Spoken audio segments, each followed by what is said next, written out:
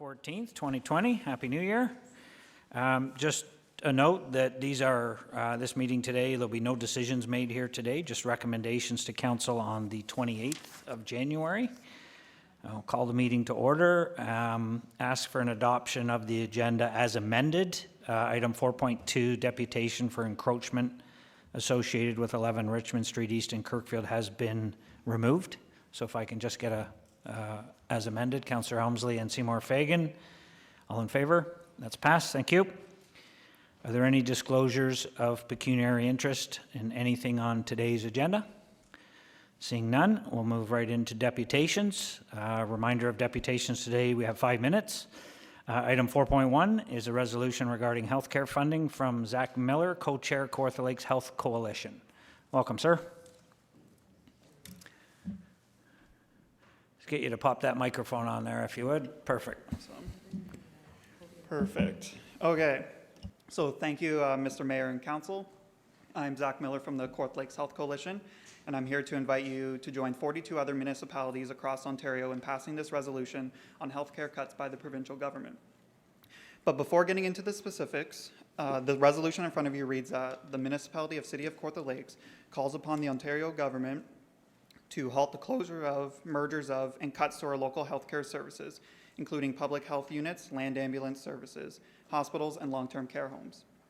There are 4 different parts to this resolution, as I just said: public health units, EMS centralization, long-term care, and hospital mergers. They're all being drastically cut or defunded, with costs being downloaded to the municipalities. And while this may seem like a provincial issue, these downloaded costs become the responsibility of the taxpayers of Kawartha Lakes. And the following details that I'm about to present to you on the presentation are facts, and they aren't in dispute. You have a copy of all supporting documentation for each area of concern for the resolution. So the government initially released its plan to cut funding by 27% and close 25 of 35 public health units. The Minister of Health has since backtracked this claim of 10 remaining units, but has not provided any further clarification or plan. What is clear is that any cuts will jeopardize our services, which are so important to the people that live here in Kawartha Lakes. Our health unit currently serves around 180,000 people, and the proposed health unit would serve around 1.1 million. It's clear that by incorporating Durham into our area, that the lion's share of funding will be directed to them rather than to Kawartha Lakes. There is no real evidence to suggest that cutting, merging, or defunding public health units in Ontario would actually improve services. And then it was revealed that the EMS would be cut from 59 down to 10, and also local dispatch centers from 22 down to 10 as well. What this means is that individual areas would not be locally serviced, which will result in longer wait times and longer travel distances. This plan does nothing to address the actual issue that EMS faces, which is the frequency and duration of offload delays in the ER. This is unacceptable and will not make our local situation any better. And really, centralization doesn't actually save the government or taxpayers any money. You may remember that under the Mike Harris health restructuring in the 1990s, the government spent $3.9 billion to only realize savings of $800 million. So it literally didn't save any money or any time. And as well, what's happening in long-term care in Ontario is disgraceful. This year, the government will eliminate 2 funds that will directly impact the only municipal LTC home in Kawartha Lakes.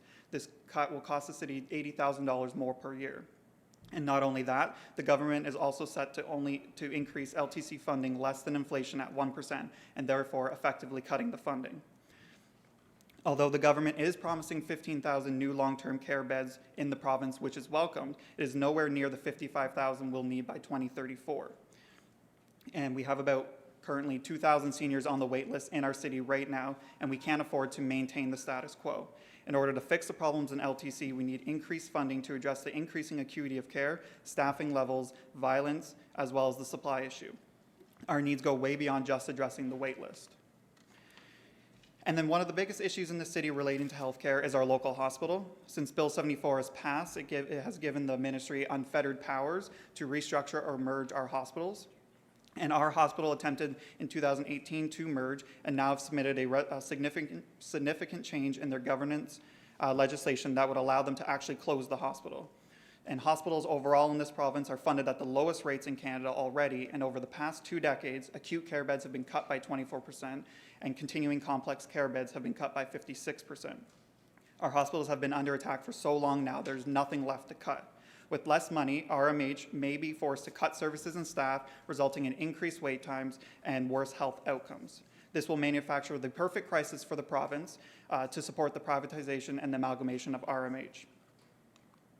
And here you can see that Canada has 2.6 beds per 1,000 residents, and provincially Ontario has about 2.2 beds, which is only above Chile and Mexico. If action is not taken by this municipality to show that we do not accept these cuts, taxpayers will be forced over and over again to foot the bill. But it goes further than that. These cuts are about more than just money. They will literally cost lives. And sometimes I feel that the city forgets that lives are attached to decisions that they make. This resolution will cost the city nothing when passed, so this decision is based solely on your morals and your empathy and your commitment to ensuring a healthy environment and access to core services for the people that live here. The Ontario Health Coalition has already received commitments from 42 other municipalities, and we are asking the City of Kawartha Lakes to join in passing this resolution to support the health and well-being of our residents. The government does bend when pressured, and they are looking to reset their tone from a challenged and tumultuous first 18 months. Thank you, and if you have any questions, I'm happy to answer them for you. Thank you, sir. Appreciate that. We'll get a motion to receive, please, and then we'll see if there's any questions. Councillor Elmsley and Richardson. Any questions for the Deputant? Councillor O'Reilly. Yes, thank you for coming today, Zach. Just one point of clarification. When there were ongoing talks were with Peterborough and with Lindsay, it wasn't a merger. I was a member of the hospital board at the time, so it wasn't actually a merger. It was integration of services. So I know lots of people have talked about a merger with Peterborough Hospital and an amalgamation. It was more an integration of services was the thrust of those meetings.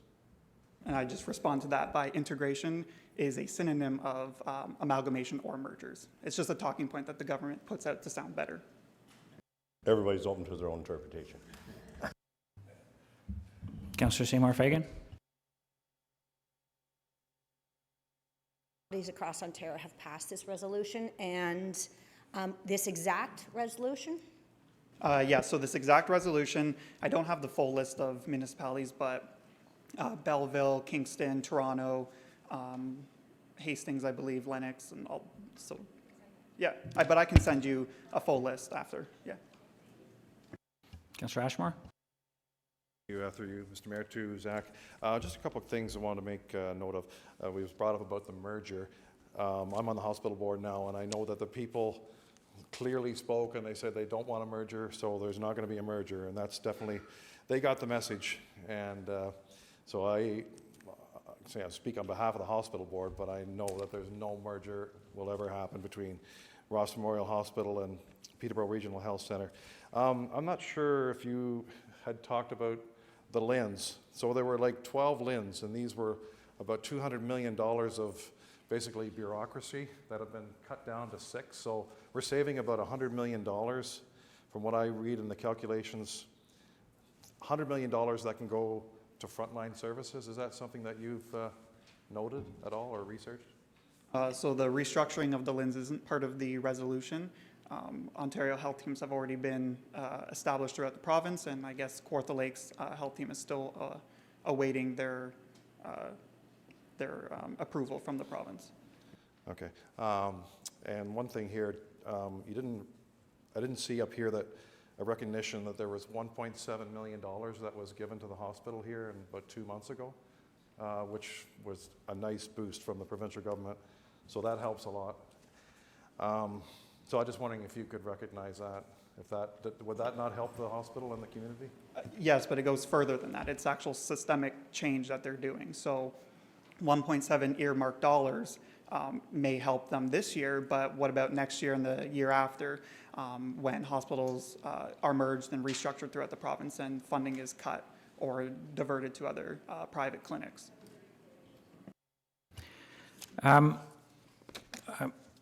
I'm going to support the motion to receive, and I'm not going to support any further motion at this time, and I want to share a little bit of information that I've come up with. I think some of your information is outdated.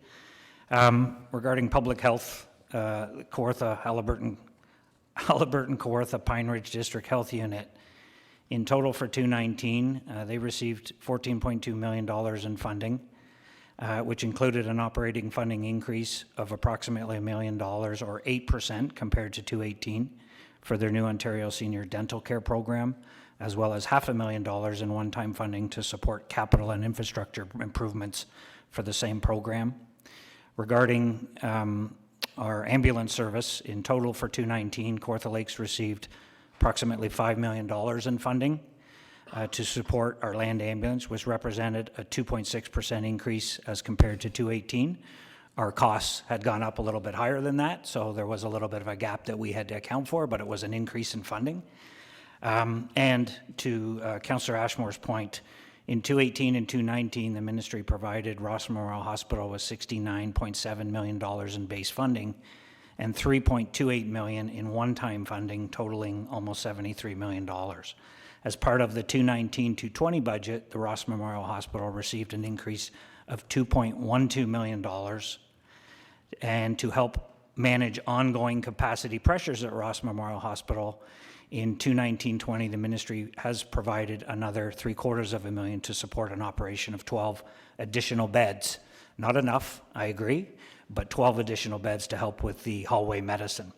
And as well, as Councillor Ashmore mentioned, in October of 2019, they received an additional in-year investment of $1.7 million. So I guess, you know, we can do the numbers however we want to do them. We all have concerns about, you know, healthcare is what we're all looking to preserve, and I totally respect your comments, but through the EOWC, of which I've been elected chair of again for Eastern Ontario, we have pegged health portfolio, long-term care, and affordable housing as our 3 top priorities. We have all asked the provincial government to step back, consult with municipalities on changes to land ambulance and our health units. They have agreed to do that. We are providing input to it. And in my opinion, any resolution undermining that right now is not in this municipality's best interest. So as much as I appreciate you coming forward and bringing some of that information, I would ask this council to let us work through the process that the government has provided. I share some of your concerns, but I think we're on top of it. We've got this. We're working our way through it, and I will certainly have a copy of your presentation, and when we meet with the ministry from Eastern Ontario perspective, you have my word, I will raise some of these concerns with them moving forward, but I will not be supporting a resolution to undermine that process right now. So I just wanted to push back on that a little bit. Okay, so what I'll ask is the 8 remaining councillors to vote on this resolution for someone you don't know, and vote your morals and your actual empathy, because the facts that, or the numbers that you've thrown out today are just that. They look good when you say them, but they're all being increased under the rate of inflation. So it's actually real dollar cuts. So we can pretend that they're getting all this money, but they're actually losing money year after year. Okay, thank you. So we have a motion to receive. Call the question. All in favor? That's passed. Thank you. Thank you for coming today. Appreciate your comments. We'll move down to item 5, which is presentations. Item 5.1, we have a presentation of a certificate of appreciation to Susan Blaney. Pat Warren, the chair, City of Kawartha Lakes Environmental Advisory Committee, is going to say a few words. Welcome. There we go. The red light's on. I can bring this down. First of all, I just want to thank council and the mayor for supporting B City. It's been a really good experience. Okay. So the city, the Pollinator Action Committee has achieved many milestones in the last couple of years, but many of our accomplishments are due to Susan Blaney here, affectionately known as the Pollinator. Our queen bee is flying off to start a new adventure, or maybe a new hive. I have served along Susan on EAC and the Pollinator Action Committee for many years. Her energy and tenacity to get projects accomplished has been a real credit to Kawartha Lakes. She has made our Environmental Advisory Committee more relevant. Because of Susan, City of Kawartha Lakes is now the 7th Bee City, and there have been many other local spin-offs, including schools, businesses, and Fleming College. In just a couple years, Bee City, City of Kawartha Lakes accomplished a lot. Some of our initiatives included the Fenland Landfill Pollinator Habitat Project, Windy Ridge Pollinator Patches, Kawartha Lakes Pollinator Pathways Mapping Project, and we actually have the map here today to show you, and the first annual Kawartha Lakes Pollinator Garden Tour, which was a lot of fun. It was very successful. Susan and the Pollinator Action Committee have also participated in numerous education and engagement events throughout the city in the last couple of years, showing people that the importance of protecting bees, but not just bees, but all pollinators. It's very, very important these days. Susan, it will be very difficult to fill your shoes, but I know for sure I can't fit into your bee costume. Thanks for everything you've done for Kawartha Lakes, and we wish you all the best for the future. Thank you.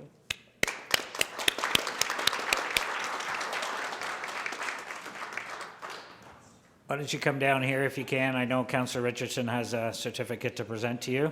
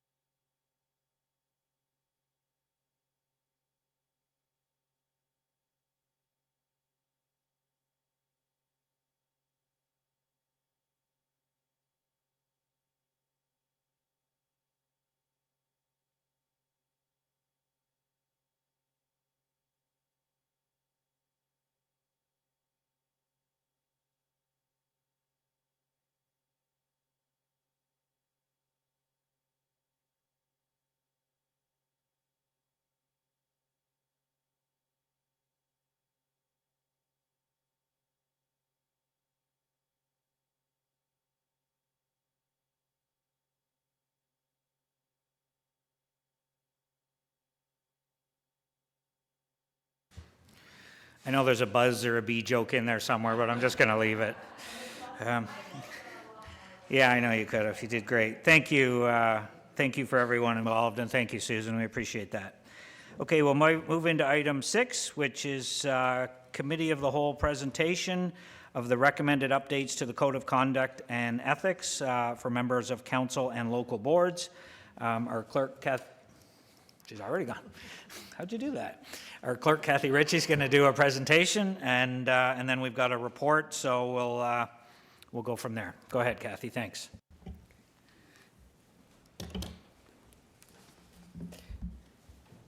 Good afternoon. Whoop.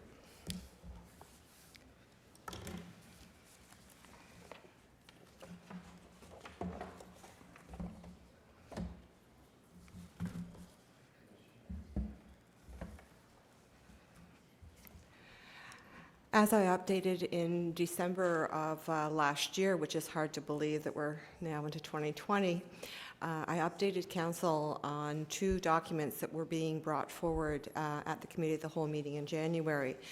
The first one is the Code of Conduct for council and local boards.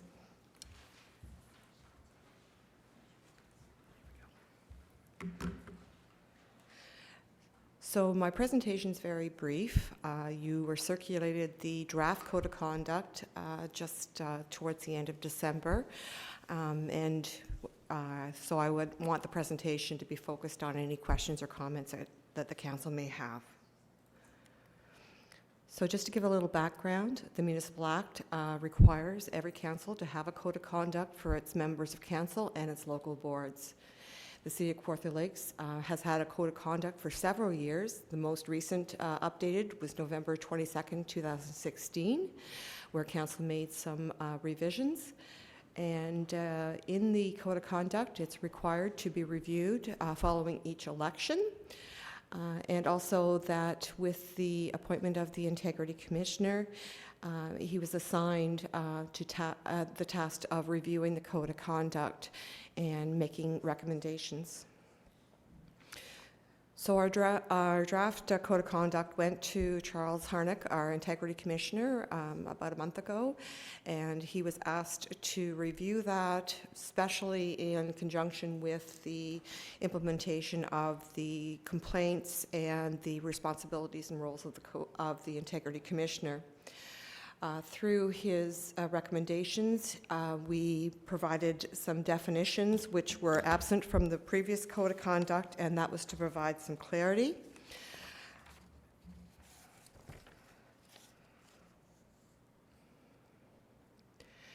And also that we included local boards as defined in the Municipal Act. That would exclude police, health, and library boards, but it applies to every board of the City of Kawartha Lakes that has powers, exercises direct powers under any act. Also included was the business and organization relations, harassment as defined in the legislation, and also social media.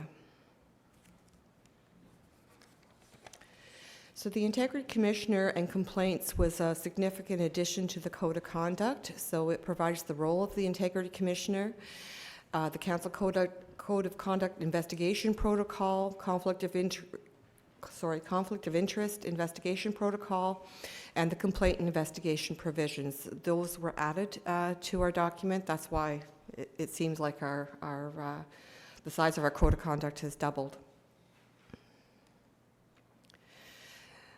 So after reviewing the draft, I'm open to questions or comments. The Code of Conduct will be coming forward for adoption at the January 28th council meeting. Thank you. We'll get a motion to receive the presentation, and then we'll deal with the report. Councillor Riley and Vale, any questions regarding the presentation? All in favor? That's passed. Just stay right there if you would, Kathy, because we'll go over to the report. I had a quick question in the report. When you say local boards, excluding police, health, library, what local boards are we referring to then? Is it just committees of council, correct? Not advisory groups? No. So do you have an example of local boards would fit under this Code of Conduct? Yeah, the drainage board, any board that has direct powers and doesn't have to go through council and provide recommendations and council adopt. So any board that has direct powers under any act So boards that we've delegated responsibility to. that would act and don't have to come back to council for approvals.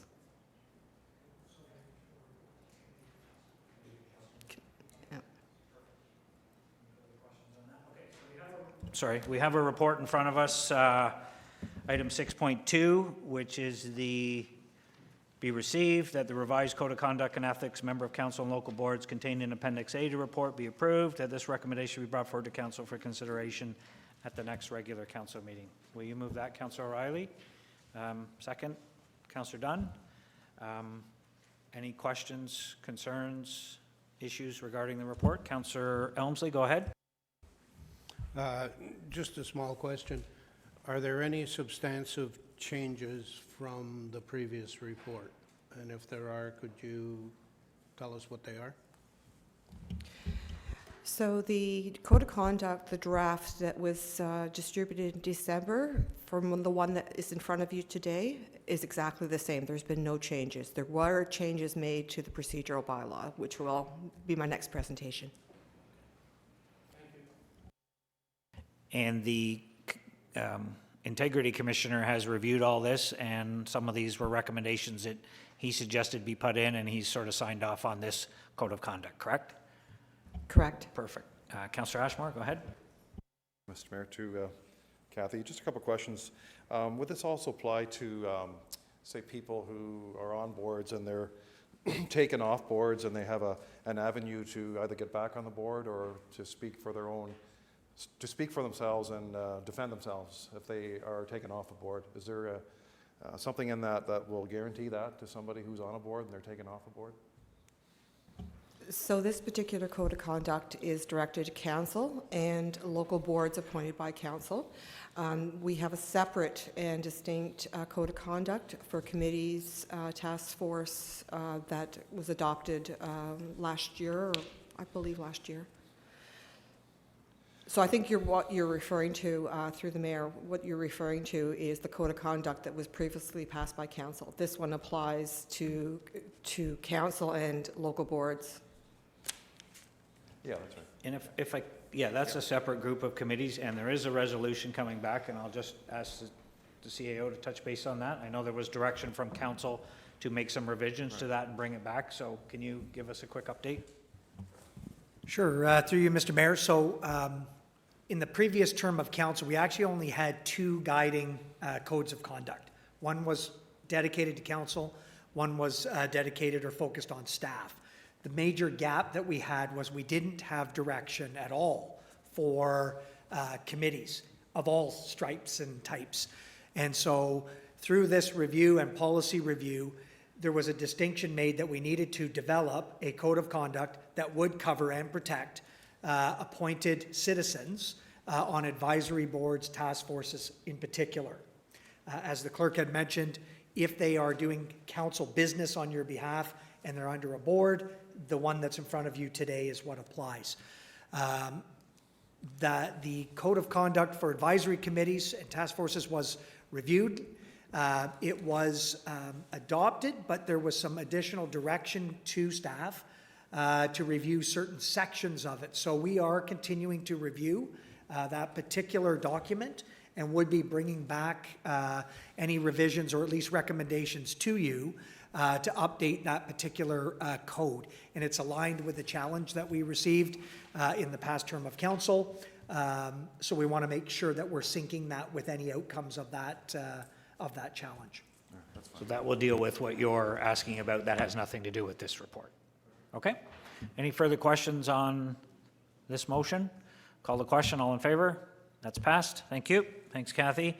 We'll move into item 7, which is presentation of the procedural bylaw and recommended amendments from, again, our clerk, Kathy Ritchie. Go ahead.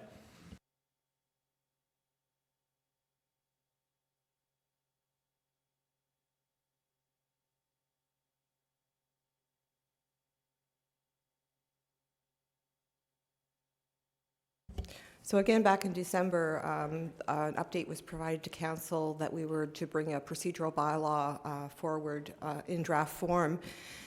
It was circulated, I believe, the first couple of days of January to council for their review. So we're now going to look at those amendments on a high level, again, giving time at the end for council to ask questions or make comments. So the background, every municipality and local board shall pass a procedural bylaw for governing and calling meetings and the proceedings of meetings. And the City of Kawartha Lakes has had a procedural bylaw for a very long time. It was updated in 2018, replacing bylaw 2014-266. The purpose of that revision was to add the committee of the whole and the deputy mayor position. With the procedural bylaw review, we looked at all of the definitions. There were some additions and deletions and some clarifications. Some of those additions or clarifications was the emergency definition of emergency or urgent, to provide clarity to calling special meetings and notifications if they fall within those categories. The other was we were also using sort of simultaneously the deputation and delegation terms. So we've been consistent with our term of deputation. Also, that's what was on our website. So just to avoid some confusion as far as the public's concerned, it just helps us to interpret also the procedural bylaw if it contains stronger definitions. The editorial revisions, we removed some redundant provisions, some things that maybe were eliminated over the years and don't apply to council. We added and validated current practices. This all was to provide the accountability and transparency and to improve the language for also the public for interpretation.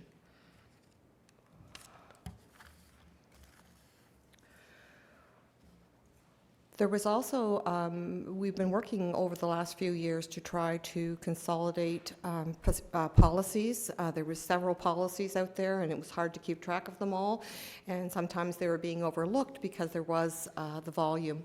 So what we did was looked at policies that reflected council's procedures and what was suitable to be actually consolidated into the procedural bylaw. So we took the public meetings, the endorsement of external resolutions, and town hall meetings, took those three policies and consolidated them into the procedural bylaw. Any questions or comments? Questions, comments? Motion to receive. Councillor Yeo and Elmsley. Any questions for Deputant? No? All in favor? That's passed. We'll move over to the report. Item 7.2, that the report, procedural bylaw review, and recommended amendments be received, that the updates to the procedural bylaw identified in Appendix A to report be approved, that the public meetings policy, endorsement of external resolutions policy, and town hall meetings policy be repealed, that the necessary bylaw to repeal and replace bylaw 218-212 be brought forward for adoption, and that this recommendation be forwarded to the next council meeting for consideration. Does anybody want to move that? Councillor Riley? Councillor Richardson? Any questions? All in favor? That's passed. Thank you. Thanks, Kathy. We'll move down to item 8.1, which is a presentation by Brenda Stonehouse, Strategy and Performance Specialist. Welcome. Regarding the presentation of the Kawartha Lakes Strategic Plan. Thank you. Thank you.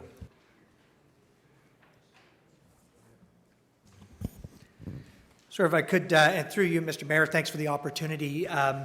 First of all, I just want to say how excited I am to bring this forward today. I think it's been a huge initiative. It's a huge undertaking, and certainly it's nice to see some visionary sort of statements and a way to move forward in the community. And I think this document really reflects some of the priorities and some of the places that we want to get to as a group over the next 4 years. This has been an exhaustive process, as you can appreciate. I think it's been a very necessary and needed process where we've also expanded our consultation, our conversation sort of externally. And that really has reflected, or really in my mind put a community stamp on this draft plan that's coming forward to you. At the same time, we've had sessions ourselves with council and with staff. And again, I would say similarly, you're going to see that there's a lot of excitement from the administration in terms of bringing their priorities to the forefront and really trying to push some of these initiatives that you hold near and dear to you forward over the next 4 years as well. The last comment I just wanted to make, I did want to sort of publicly acknowledge or thank Brenda Stonehouse for her role in this. It's been a 1-year project. I think there is, it's very symbolic that we were able to complete this plan entirely in-house with her leadership and with many others in the organization. And I think that's another reflection in the plan itself. And we're quite proud of. So thank you for all the work that you did. I certainly appreciated it as a major project that I wanted to accomplish early in this new term.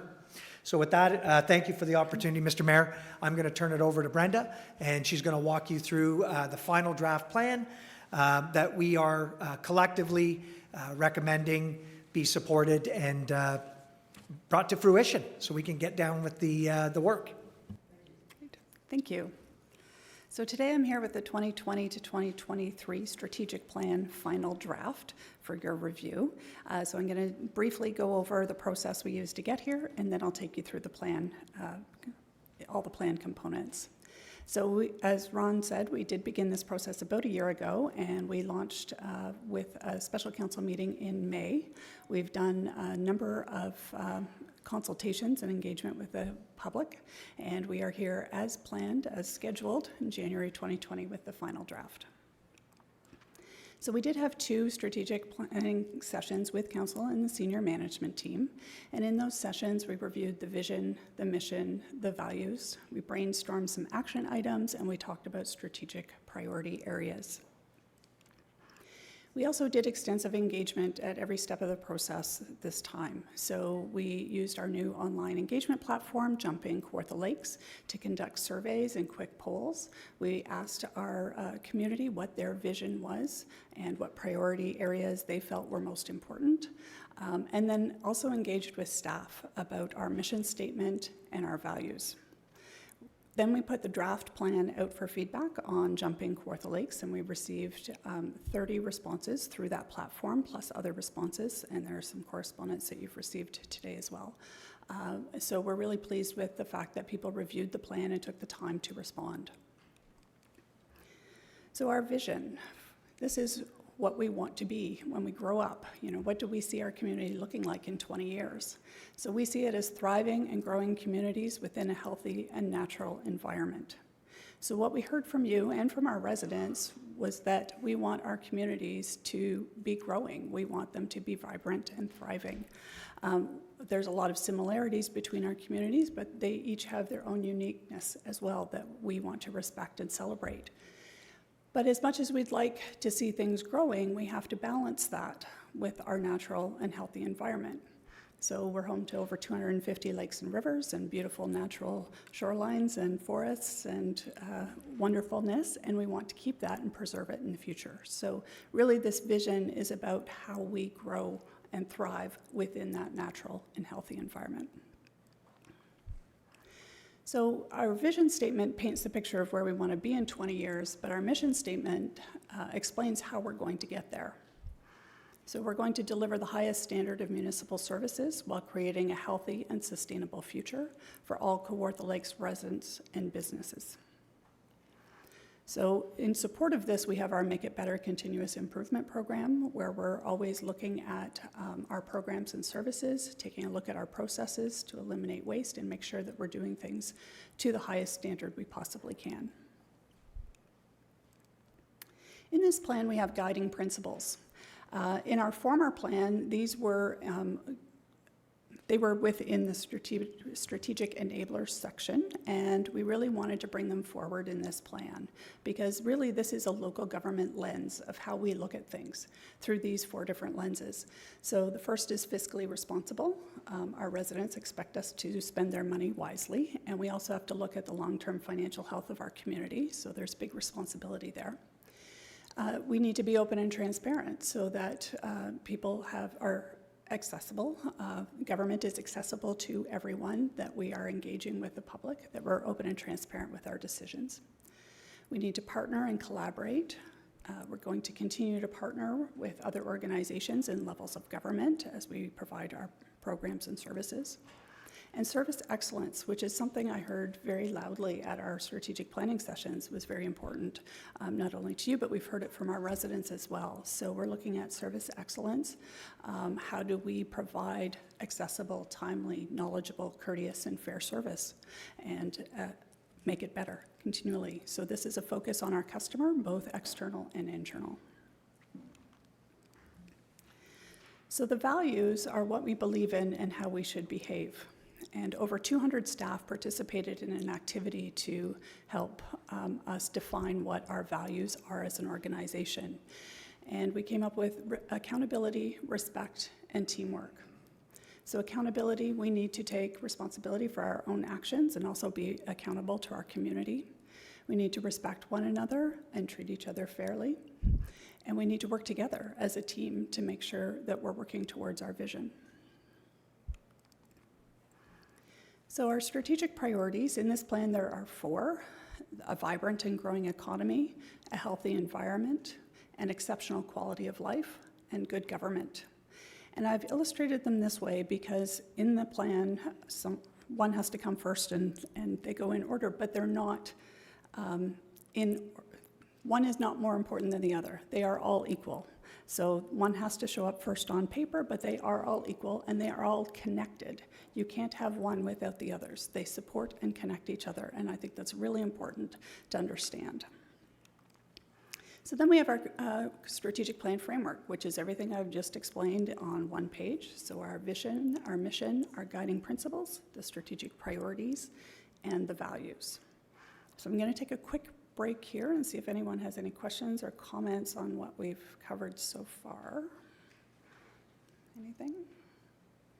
Nothing? Still good to go? Oh. Could you just elaborate a little bit more on the remind us of the service excellence, some of the key issues that they had in there, Brenda? As far as the guiding principle for service excellence? Sure. So in our sessions, we talked a lot about customer service, and we talked about who the customer was. We often think of the customer as our resident, but sometimes it's each other, right? So we have to look internally as well. So we want to have that focus on service excellence, so to understand and meet the needs of those we're providing the services to. So it's really a guiding principle to take a look at, are we looking at this through that lens of service excellence when we're making decisions? And how can we improve that? How can we use the feedback that we're getting from our customers to make things better? Does that help?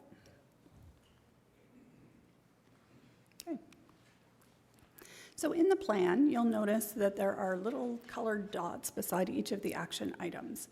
So this indicates the role the municipality plays. So we don't always do all of the work. Sometimes we provide it, but other times we partner or facilitate or advocate. And so each of the action items indicates at the high level what our role is. These roles will be fluid throughout the time of the plan throughout the next 4 years. And I'll give you an example with something like the active transportation plan. The development of that plan we will provide, so that is our role. However, the implementation of that plan, I imagine there will be partnering and facilitating and advocating as part of that. So some of these roles will change, and we will be identifying those in action plans that will be developed this year. Also in the plan, we have progress indicators for each of the strategic priority areas. So these are high-level indicators, things that we're taking a look at and keeping an eye on to measure, to say, how are we doing? Are we moving this forward in the right way? Detailed measures and targets will be established as part of action planning that will happen this year. So under a vibrant and growing economy, we have 3 goals. Create an environment to attract businesses to Kawartha Lakes, attract new business and expand local employment, and enhance tourism. An exceptional quality of life. We have improved the health and well-being of residents, build social infrastructure, and this is things like our community safety and well-being plan and our emergency plans, increase transportation options, ensure recreation and leisure programs are available to all of our residents, and community building, which includes fostering civic pride and celebrating and supporting arts, culture, and heritage. A healthy environment, we will increase our waste reduction and diversion, implement the Healthy Environment Plan, protect and enhance water quality, develop and execute a Green City Charter, which is our corporate commitment to leadership in environmentally friendly business practices, and protect and preserve our natural areas and our prime agricultural land. And under good government, we have asset management, increase our efficiency and effectiveness of service delivery, so that's the Make It Better that I've been talking about. Support our community infrastructure. This is things like Enbridge Gas and supporting broadband and cellular network expansion. And refresh and execute our people strategy, so we make sure that we have the resources we need to move us towards our vision. So we will be reporting regularly on the strategic plan. We're going to come to you twice a year, where there will be an annual report to the community. Our annual work plans aligned with budget will be aligned with the strategic plan, so those are those action plans.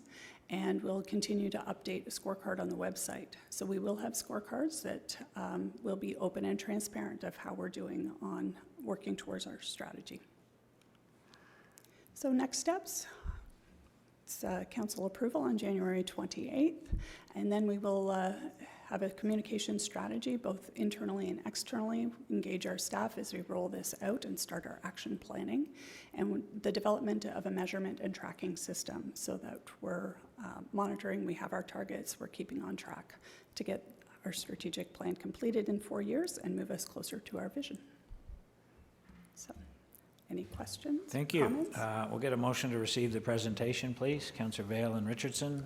Any questions for Brenda? Councillor Richardson?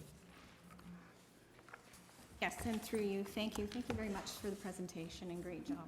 I know it's been a long year, so thank you. I sit on the CLIA committee, and one of our concerns is having the environment push it up into the guiding principles. Is there any way that you can explain how we've bumped up our environmental initiative for this strategic plan? Sure, thank you. Through you, Mr. Mayor. Yes, we looked at the feedback from the Environmental Advisory Committee, and it was quite valid. But instead of putting it as part of a guiding principle, we thought it was more important than that. So we have strengthened our vision. So that the vision in the last draft was actually to nurture and grow our vibrant communities in a thriving and natural environment. And we have updated that so that our new vision has a focus on the environment. Just find it here. So thriving and growing communities within a healthy and natural environment. So if this is our vision, if this is what we want our community to be, obviously the environment has to be a prime consideration in all the decisions that are made. So we felt that put enough emphasis on it, but we're open to feedback.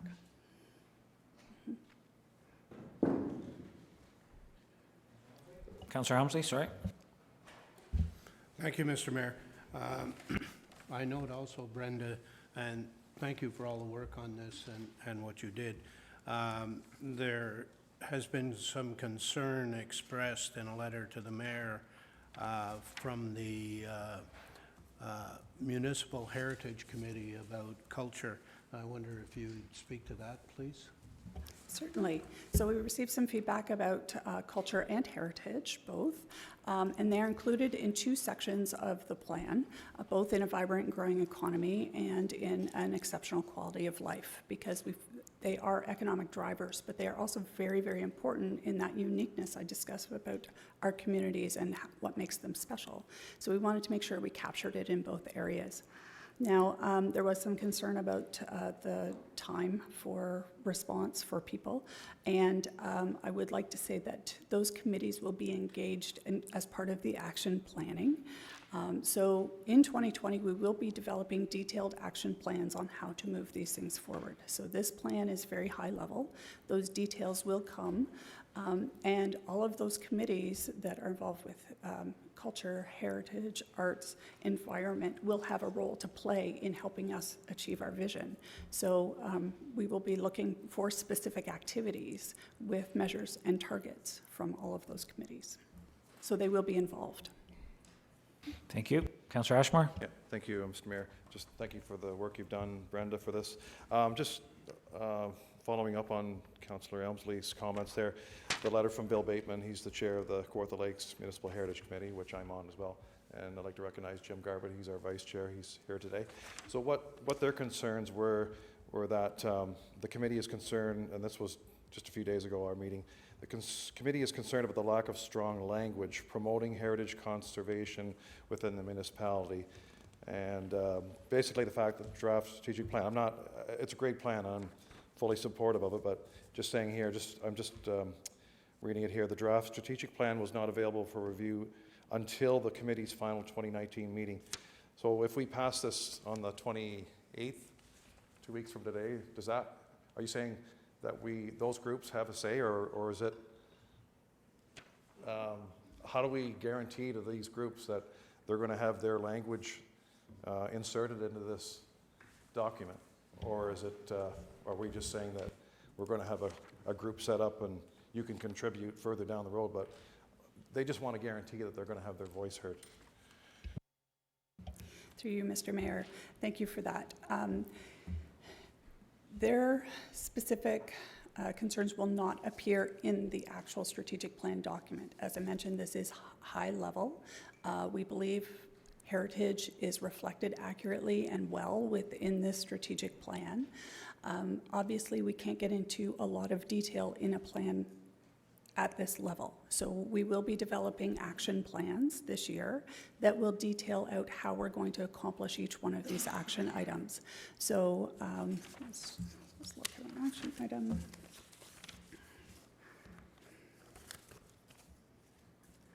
So if we look at support downtown revitalization to ensure our communities have a strong core, there's a lot of different activities that have to happen for us to achieve that action item, for us to achieve that goal. So what we're going to do in 2020 is detail out of every department, what are you doing and how are you helping to move this item forward? So that's where those committees will be critical. So a lot of the vibrant and growing economy section is actually reflected in the economic development strategy. So there's a lot of details in there that will be picked up as part of those action plans and the work of those committees. So I imagine each committee has an action plan each year of things that they want to accomplish. That will be included on a scorecard in an action plan so that we can see how that is pushing us towards our vision. Does that help answer your question? Yeah, it kind of helps. Another example would be like the food action plan. Like, would that be another example, or? Okay. Yeah, absolutely. We have a number of master plans and strategies already on the books, and that work continues. So within these action plans, we are actually going back to all of those strategic plans and master plans, pulling out the action items and aligning them with this strategy. So they're not lost. That work is still going to happen. We just want to make sure that it's aligned with the strategy and we're reporting on it properly. Okay. So just one final question. So the committees would still have input then into the document. So it's like a working document. They'll have input into the action plans. So this document is that high level, but the action plans will happen annually and they'll have input into those. Okay, that's fine, thanks. Yeah, so this is just an overview, that high level, where we want to go as a city, but the action plans are the real meat of how we're going to attack these different areas that we've identified in the strategic plan. So I think it's a great plan. I think it covers, and I compliment you on, from when we first sat in that room with 1,000 sticky notes everywhere, you know, how you took that and came up with this. Good job. But I guess I just want your opinion, Brenda. You know, do you like this plan? I mean, you've heard from council, you've heard from our staff, you've heard from our residents, you've heard from many different groups, and your, that high-level proposal, I mean, why do you think it meets that balance of what a strategic plan could be? Can you just give us a little bit of background on, just from your perspective? Sure, thank you. I really like this plan because I think, number one, it's achievable. I think in the past we've been unrealistic about the things that we think we can accomplish in 4 years. I think this is an achievable plan that aligns well with a lot of the work we're already doing, but focuses everyone's work towards one common goal. And I think it's clear and easy to understand, and I'm hoping that through these action plans we can really make a big dent in it in the first couple of years. In the previous strategic plan that we had, we actually met, you had a number, we met 95% of what we had targeted to do in that plan, is that correct? Yeah, almost 97%. We'll be back at a future meeting to wrap up the 2016 to 2019 strategic plan and give you all of the details on that. But it was very successful. All of the action items that were identified throughout that plan, 97% were completed. Great, thank you. Councillor Richardson? Thank you. I'm going back to the environmental issue. I know CLIAC, we're strongly feels that adjusting the words under the first guiding principle to change it. Is this a time to put in a motion for this, or? This is just the presentation, so when we get to the report, if you want to make a change to the strategic plan, that would be where you do it. All right, thank you. Okay, so we just have a motion to receive. Are there any further questions on the overall plan? Seeing none, we have a motion to receive. All in favor? That's passed. Thank you, Brenda. We'll move over to the report. The recommendation, the strategic plan 2020-2023 be received, that the Kawartha Lake Strategic Plan 2020-23 contained in Appendix A to report be approved, that all corporate documents and reports be updated to reflect the 2020-2023 strategic plan and its reporting, and that this recommendation be brought forward to council for consideration at the next regular council meeting. So that's the, Councillor Yeo, you'll move that. Second by Councillor Dunn. Did you have your hands up? You want to speak to it? You're good? Councillor Dunn. Councillor Richardson, you had a suggestion. Go ahead. I do, thank you. I would like to suggest at this time that we just alter a little bit of wording under the first guiding principle, where it reads, we are focused on fiscally and environmentally responsible for core service delivery. It's on page 5, just to add some weight, especially with what's going on right now in the environment and being so pressing. So is that a friendly amendment request to the mover? Councillor? Page 5, guiding principles. I think she's just asking that where it says fiscally responsible as one of the guiding principles, that it say fiscally and environmentally responsible. And what does, so you'll accept that as an amendment? Councillor Dunn, you're okay? Do you want to speak to it, Councillor Richardson, on why you feel that's important?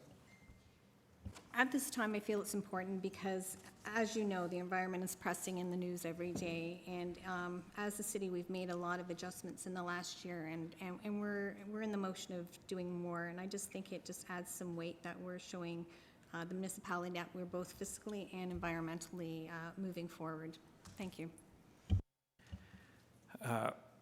Brenda, I would like your opinion on that before I decide. Are we tying every fiscal decision we make into the environment by adding that to one of our guiding principles, or are we just recognizing that, we need to be fiscally responsible as well as environmentally responsible? Just a little bit of clarification for me, if you don't mind, if possible.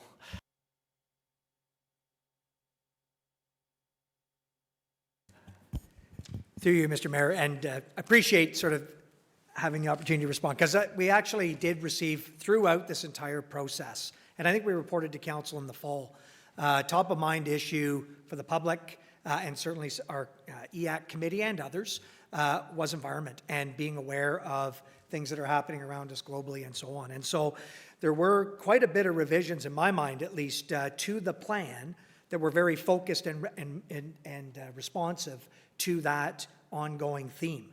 I certainly appreciate the comment with respect to green considerations or environmental considerations as part of our fiscal responsibility. I think Brenda touched on it a little bit in her presentation. I think in bringing this final to you, we thought we would be better off escalating, if you will, that importance, not just simply to, tying it to a general principle that we would be doing on a regular basis, but actually, again, putting it into the vision statement. And so that is probably one of the changes from what you saw in September to now that we were making very explicit, that everything that you do in terms of priority and in that vision is balancing the natural environment. There was also a couple of areas that we also touched on as well, and you'll see it sort of within the detailed section of a healthy environment. It remains a strategic priority that's being balanced. I certainly appreciate where the comment's coming from. I think if we're going to change it, my only recommendation would be we're going to need to put some definition to it. We're not going to just simply, I don't think, insert the word without sort of what is that guiding principle that council wants to accomplish. So I'm probably asking a question more than answering the question, but I think based on what's in front of you, I hope that it meets that objective of the Environmental Advisory Committee in terms of the comment that we just received and from the public. Yeah, and I think by saying fiscally and environmentally responsible in the description below it, we should probably acknowledge, some of the environmental in there, whether it's, we are focused on fiscally and environmentally responsible core service delivery. Just, if it's going to be the guiding principle, then get it into the description a little bit. I think we can leave that with you if that's what you're doing. What's the downside to inserting environmentally into that guiding principle? Do you see any downside to it? I don't see a downside particularly, except from what I received from the Environmental Advisory Committee, it was that tie of environment to financial, right? So the financial decisions should also be looked at through an environmental lens, and the environment has a big impact on finance. Unfortunately, everything else does as well. We don't do anything without money. So my only reluctance in putting it there is that how many other things could be there as well. But I don't think there is a downside to putting it if that's council's wish. Thank you. Councillor Riley? No, it's just you just asked the question I was going to ask, that what is the downside? I think it's also mentioned, we know it's important, it's also mentioned in the mission statement too, as a healthy and sustainable future. And the other side of it is that if we need some wordsmithing or tweaking, we could probably do it between now and the council meeting, a further discussion with Brenda's guidance and council as well. So we have further wordsmithing, or we can. Yeah, I think it's a pretty simple change. I Yeah. don't think there's a whole lot. So we'll just change the motion, if it's okay, to that the Kawartha Lake Strategic Plan 2020-2033 contained in Appendix A as amended. I think you already, if you're good with that friendly amendment, then you know what the amendment is now. Yep, go ahead. Yeah, and the understanding that adding a word environmentally responsible is a lot different than adding fiscally and environmentally responsible, because it's hard to be one and the other. You're at the same time, because being environmental sometimes costs a lot more money. So you have to be environmentally responsible, but I don't want to tie it to fiscally responsible, because they are two distinct different things, so long as that's the understanding. I don't think that is the understanding. Exactly what I think we're doing is tying the two together, but go ahead, do you want to? Through you, Mr. Mayor, I guess, again, as I understand, the revision proposed is in the fiscal responsibility lens to include and acknowledge an environmental responsibility to that description. I mean, that's why I was sort of requesting, I think, some definition or comfort from council would be needed. Having said all of that, in my opinion, this plan sort of very clearly makes environment and quality of life and the economy as your three guiding sort of strategic priorities, and there's balance throughout. The intent is that then these principles will guide everything that we do, or it's part of the consideration. So we have to look at the budgets and the fiscal responsibility. We have to be open and transparent and responsive. We need to partner, and we need to do it properly, or provide good service.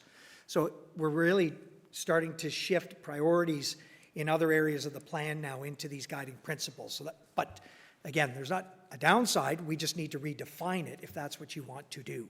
But what's currently proposed is the opposite of what I think you just described your intent was. So in the description underneath it, we need to make sure that they're separate, that they're separate concerns. They're not tied in together, correct? Okay. All right. Got that? Councillor Dunn? I'm just going along with this conversation here. What I'm cautious about is giving the environmental committee sign-off, because regardless of what we do, there's always somebody's always going to come up with a better, more environmentally sound way to do it. And, you know, like I've been thinking here, trying to come up with an example, but it could be something as simple as ditching. We want to ditch to preserve and maintain our roads, but that ditching might have a negative impact on something else. And although I want to consider the something else, I don't want the something else to be the determining factor on how we ditch. And I'm just, you know, like I'm trying to come up with an actual example. I'm just saying ditching off the top of my head, but ditching always has an environmental impact no matter what you do. Either you're draining the land too fast or you're draining it too slow. And if you drain it, you know, so fiscally, the fiscal impact to me always has to be the most. And I don't think anybody here, and anybody on staff for that matter, is going to make a recommendation that's going to be detrimental to the environment. But darn it, there's always a better way to, if your focus is the environment, there's always a better, more expensive way to do it. So, just Well, a you comment. see, I exactly agree with those comments, and personally, I don't think that's why this needs to be here. I think we've got it we've boosted it up in the plan, and I think nobody's saying the environment shouldn't be front and center. It's involved in every decision we make, we know that. But we are tying it to that fiscally, and I think exactly the concerns you're talking about, and is exactly what we've done by adding it as one of our guiding principles. So I think we're confusing, the issue by doing that. So I'm not sure that's the right direction to go, but that's just my opinion. Yeah, go ahead. So, and through you, Mr. Mayor, I also wanted to just follow up on there was a previous comment with respect to comments made from the Arts, Culture, and Heritage Group as well. So another great example. I mean, you could start to insert these principles tied to certain themes. We could be socially responsible. We could be environmentally responsible. But the bottom line is that council in this adoption really has set out your 4 main priorities, right? Economy, environment, quality of life, and good governance. And it's a constant balancing act. And I think if we're looking at it just as it's described through that fiscal lens after, you're constantly doing that. That's really what this plan is trying to accomplish. There was a comment, I guess, submitted that the arts, culture, and heritage was maybe buried or lessened in terms of a priority. And I guess I would actually contend the opposite, because I think not only was that another issue that was loud and clear through our sessions, but we actually included it as an explicit sort of priority as part of an enhanced quality of life. And that community building, I mean, I wouldn't take those words lightly when it talks about supporting and promoting arts, culture, and heritage. That wasn't in the previous plan. That was aligned generally under an economic development strategy. So I think in adopting this plan, for example, council's actually increasing the priority or making it more explicit in that portfolio as well. Just wanted to comment on that too. Thanks. And I'm just going to hear from the director, and then we got a couple of council questions. Go ahead, Chris. Yeah, thank you, Mr. Mayor. Just a couple other things. I mean, there are things you can do environmentally that are actually more fiscally responsible. So, for instance, you could build a new building that was leaked like a sieve in terms of heating and cooling and was the cheapest way to build a building up front, but how is that going to,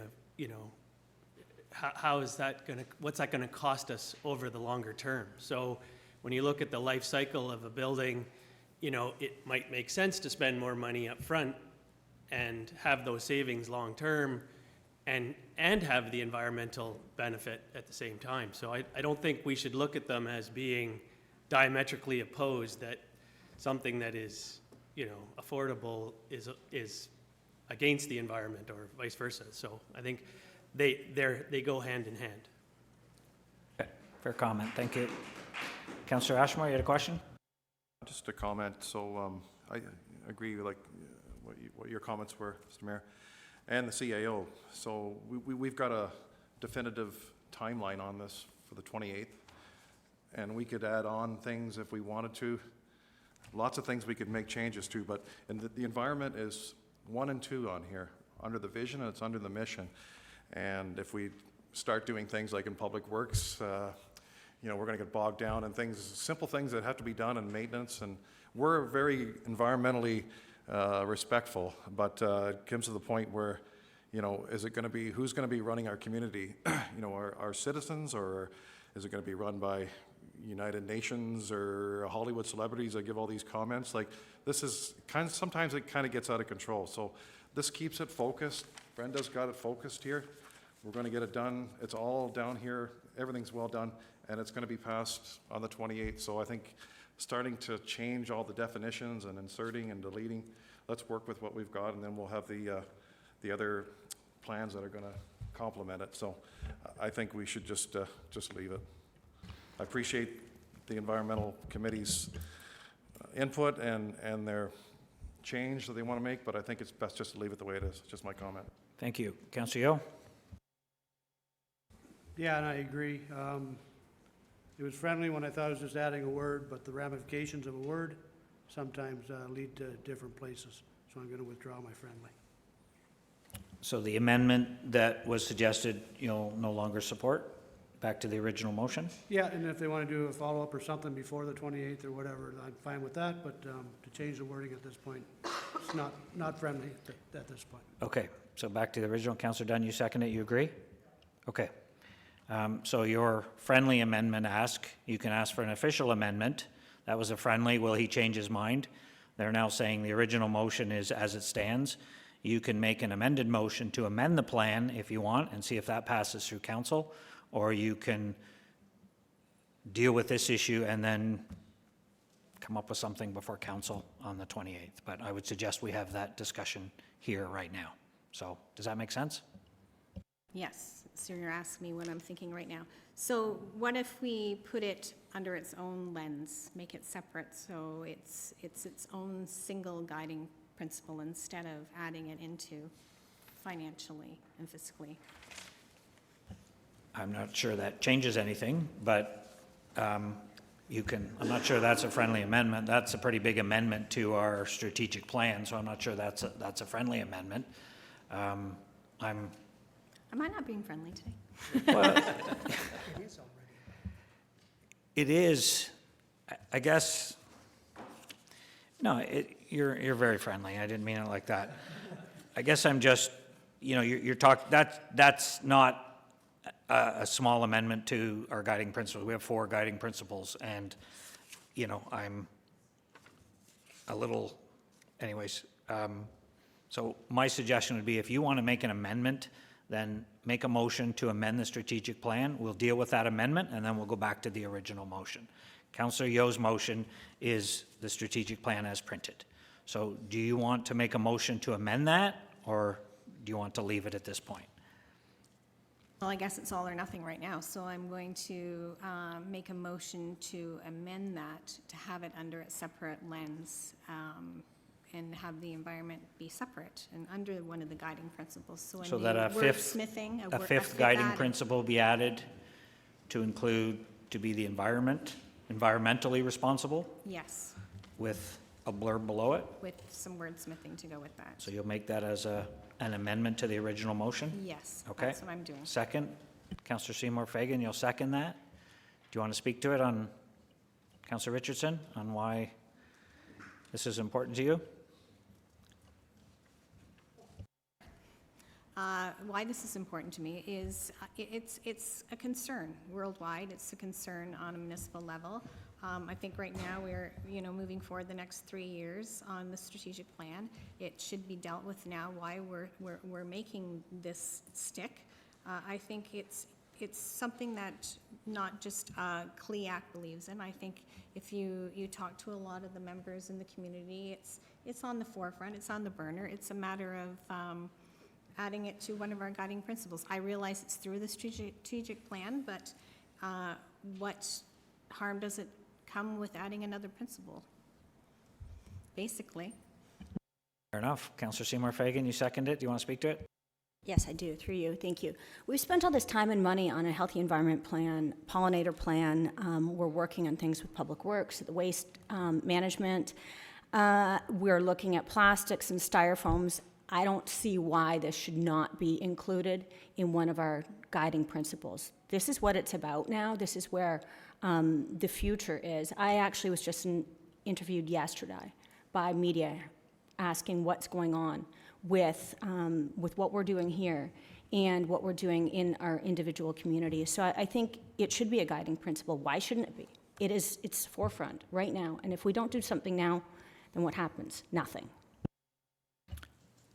Okay, fair enough. I think it's in our strategic plan, so don't speak like there's nothing in here about the environment, unless we put it as a guiding principle. So, but fair enough. Okay, so we're just dealing with the amendment, which is brought forward by Councillor Richardson. So I've got some speakers here. Are we dealing just with the amendment? We need to vote on that first. Go ahead, Councillor Dunn.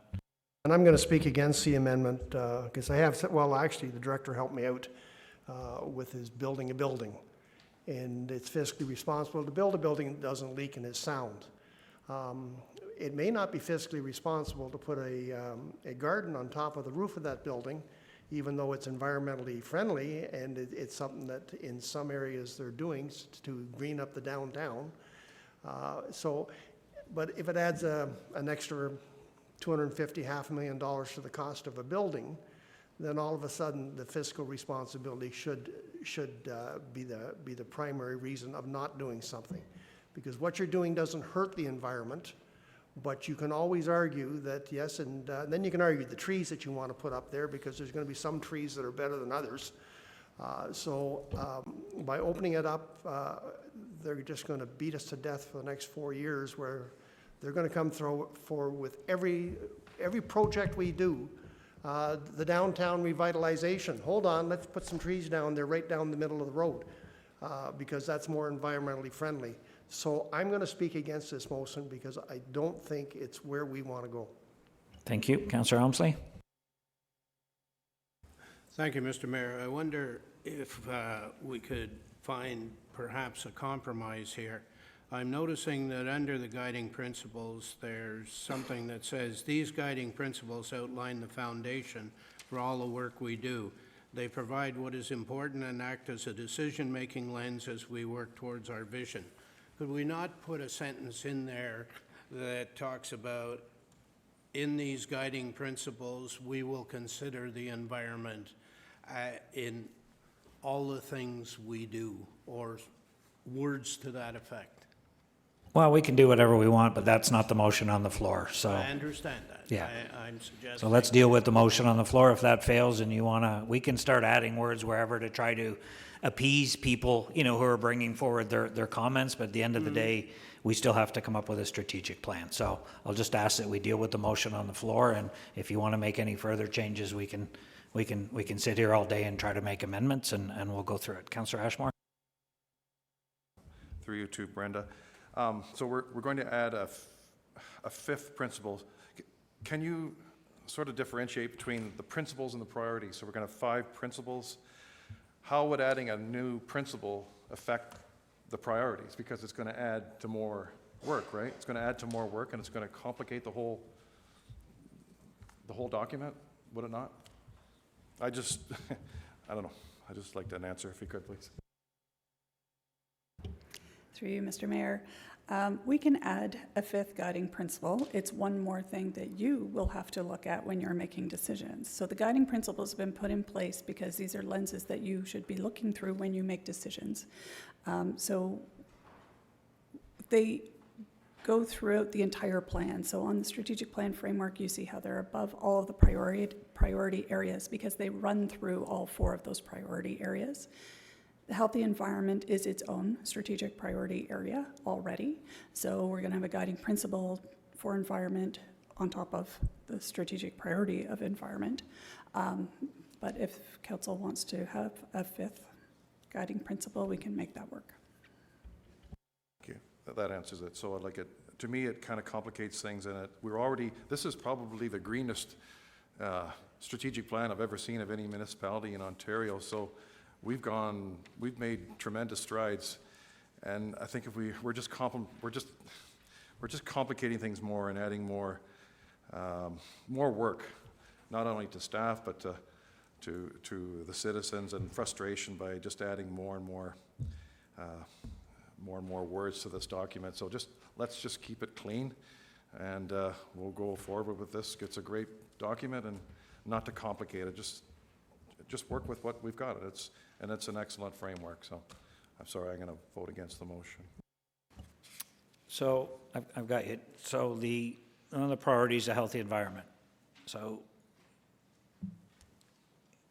obviously you feel that meets the needs of the environmental issues as we need to deal with. We're going to be dealing with priorities every time we make a decision. This is, to me, we're being redundant. We're putting it over here and we're adding it here. Yeah, I'm struggling with it. I mean, we're not, I know exactly where this is going to go. If we don't approve it, we don't care about the environment, and it's in our plan. To Councillor Ashmore's point, it's in here, it's front and center, it's important, and we're dealing with it every decision we make. It's in our strategic plan already. And this is just putting it as another guiding principle, which accomplishes what? What does it add to this plan by adding it as a guiding principle? I know we're bringing you into the middle of this debate, but you're here, so Here I am. let's do it. Okay. I'm not sure it adds much to put it as a guiding principle, to be honest. It is a focal point of the vision. It's included in the mission. So if the vision is where we want to be in 20 years, you can't just disregard the environment because we won't get there, right? So it's in our vision, it's in our mission, it is a strategic priority area and has been in the past plan and continues to be in this plan. And I think you have a huge focus on environment already. By adding a guiding principle, when we look at the guiding principles, they're fiscally responsible, open and transparent, partner and collaborate, service excellence. These are local government lenses, right? Local government things that we need to do, that our residents expect us to do. The priority areas are more of how are we going to what do we want to accomplish as a community to reach our vision? So that is environmental, right? Fiscally responsible is not a priority area on its own. Right? Do you understand the difference with those? So by putting it in as a guiding principle, as you say, it just puts another layer there.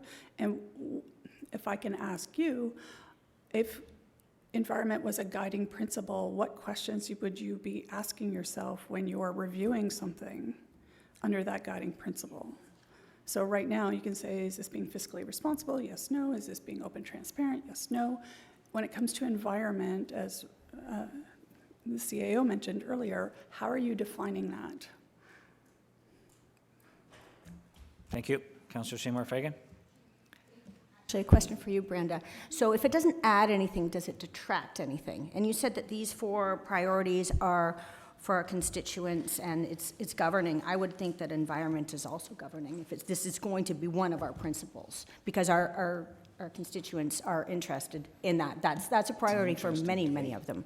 So I guess why we're detracting. Through you, Mr. Mayor, I don't believe it would detract. I just don't think it's going to add value. So as you just said, it's a priority area. We have made it a priority area. So it is a strategic priority. It is in the vision. It is in the mission. You can't get much higher than that. You can't get more prioritized than that. So yes, we can add another. I don't think it adds value to do that, in my opinion. Thank you. Director, you want to comment on the amendment? Yeah, I was just thinking of another example. I mean, we have purchasing policies as a municipality, and you could just buy the cheapest item regardless of the environmental impact, and you'd be fiscally responsible.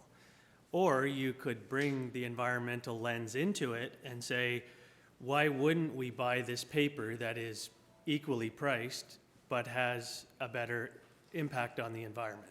So just by bringing the environmental lens to the things we do as a municipality, I think it just shows that we're not just looking at the bottom line to be fiscally responsible. We are also looking at the impact on the environment at the same time. I don't see the harm in that.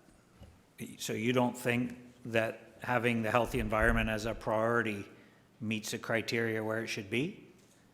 You're in favor, you would support it being one of the guiding principles? That's the amendment we're voting on here today, right now? I'm just saying it doesn't hurt to have the environment as a lens that you're looking at things through. Okay, thank you. Based on the amendment, this is your amendment motion. Do you want to? You have a question? I just have a quick question. Hearing everything that we're hearing right now, does this mean that potentially with a healthy environment, are we going to actually lessen that or take that out when we make it as a guiding principle? So No, we're going to have we're going to add both. another layer. Just add another layer. Yeah. Okay, that's just what I just wanted to clarify. Yep. And Councillor Richardson, is your motion, do you want to sum up on why we should support it? Yes, if you don't mind. There's a lot of conversation around this table, and we have made a lot of changes in the last year, and as Director Marshall had said, it's not about all being fiscal, it's also about the environment, and that's a huge issue right now. Everybody knows that around this table, and even in your home, we're making changes. Our restaurants are going to be making changes. You know, our community centers are making changes. So it's just something that I think, as you said, it's a lens. It's a lens that we can look through. It's one principle, another additional separate lens that makes us that much stronger in the strategic plan, and that's how I feel right now. Thank you. Everybody's clear? We're voting on the amendment to add environmentally responsible as a fifth guiding principle with obviously a little blurb below it on what that means. Okay, everybody's clear? So that's the motion. All in favor? 1, 2, 3, 4. Motion fails. So we're back to the original motion, which is the strategic plan as printed. Any further questions, comments on that? Councillor Elmsley? Thank you, Mr. Mayor. Going back to my previous point, perhaps a creative sentence that speaks to all of the guiding principles having, looking through the lens of the environment as we go forward. And that would be in that short paragraph that follows the guiding principles. And I would leave it to those more clever than I to wordsmith it. So something that these guiding principles outline the foundation for all the work we do, and something about the environment is obviously front and center in all these guiding principles moving forward, something like that? Yeah. So you want to ask that as a friendly? Sure. To the mover? Councillor Yeo? Yeah, everything's friendly until you see it in writing. It's just a And- recommendation to council. Yeah, and then so we have to make sure we realize the difference between being environmentally responsible and maybe being environmentally conscious when making decisions. Because one puts you in responsibility mode and one puts you in a conscious mode, so saying that you're conscious of the environment when you make decisions. So as long as the wording is there that we're not making it a strategic priority and putting the environment out there first when we're planning, but we are looking at it through a lens, we're being conscious of it. So as long as the wording is environmentally conscious on that level, then yeah, then it's friendly. But I want to see it before I say it, right? I don't, wordsmith it all you want, but I guess we have until the 28th to see it, so yeah, that'll be friendly, yeah. Councillor Dunn, will you add it as a friendly? No, can't add it as a friendly. No. Do you want to make it as an official amendment, or do you just want to leave it for now? Do you want me to do it now, or you want me to do it on the 28th? I would want you to do it now if you're going to make an amendment to try to do it now. I will ask for an official amendment that we add a sentence that the guiding principles be considered through an environmental lens as we go forward, or words to that effect. Get a seconder? Councillor Richardson, really? Brenda, do you think you can come up with something in that sentence that sort of meets the discussion you're hearing here without? Sure. So through you, Mr. Mayor, so I appreciate that there's, you're talking about the descriptive sentence after guiding principles. I guess my only caution, and I understand what we're trying to do, and I actually, the mayor's comment sort of earlier that, this really just sets up to be that this isn't an environmentally sound and responsible plan, and I really hope that's not the case at the end of this, because I can certainly say as observing this and how it has evolved, it is a main priority. It is a strategic priority that you made explicit. My only caution would be, I think the intent of the guiding principles is to then, their lenses, exactly what's been described, to look through and look at our priorities. Environment is one of 4 of those priorities, but I don't think you want to play with the language so much that social responsibility is lessened by not mentioning it, that we should be looking at it. The plan is structured so that your guiding principles that are here, we're looking at those every time for the 4 priorities and balancing those priorities at the same time. So I'm not sure that there, again, is value in wordsmithing other than it's suggesting that other parts of the plan aren't environmentally sound. And I just disagree with that personally, but certainly the next step would also be to start to, it's in definition, it's in action plans. The other issue that we haven't, or the public hasn't seen, is the details under a healthy environment. So we didn't have it in the presentation, but there are 5 very strong areas in that priority that Council's committing to over the next 4 years. Waste reduction and diversion, our healthy environment plan being executed now, protecting our water quality, preserving natural areas, and then the main one that we've kind of talked about being that we're going to create a corporate commitment to green practices, and it includes green procurement, reducing our corporate carbon footprint. It's all there in black and white, in my opinion. So by adopting the plan as presented, I think it truly is elevating the amount of priority that was maybe put on in the previous plan, and we are actually saying those actions that we want to achieve over a very short period of time. Thank you. I agree 100%. I think we've got it. I think we've got it, and now we're just trying to appease is all we're trying to do. We're trying to put some wording in that softens it a little here, softens it a little there. I think we've got it. There's a page here that defines it pretty clearly, and I just think I think we've got it. So I'm not supporting any changes. Councillor Dunn, go ahead. Thank you. I thought the CEO was going to steal all my thunder. Go to page 14. Develop and execute a green city charter, our corporate commitments, reduce our carbon footprint, create an efficient facility model, and protect and preserve natural areas and prime agricultural land. We're attacking the problem. If in fact we put this in there, then what about parks and recreation? What about culture? Because you've already told us that culture figures that they were put on the back burner. Well, I'll tell you, if you make environment the only thing that matters, they are being put on the back burner. By including more and more groups into our primary responsibility, you're excluding more and more groups. So while you may appease a small faction that cares about having it etched in stone, because it's etched in paper right now, so it's got to be etched in stone to make it even more important, but you're excluding a bunch of other groups. And I would be more than prepared to bring all 6 or 7 or 8, and then we can have 10 guiding principles. And then we got everybody. But we certainly don't have an environmental plan, because we'll spend more time trying to figure out whether or not it fits our guiding principles than we do actually doing some work. I don't think he stole all your thunder. I think he did just fine. Any other questions? Councillor Ashmore? your microphone on, please. Previous three speakers were just spot on. This is the contract that we have for the people, okay? And it's clean, it's just so clearly laid out. And to start adding and adding and adding, you're gonna have people lining up here wanting to add and add. It's gonna add to the time to implement this. So we wanna implement this.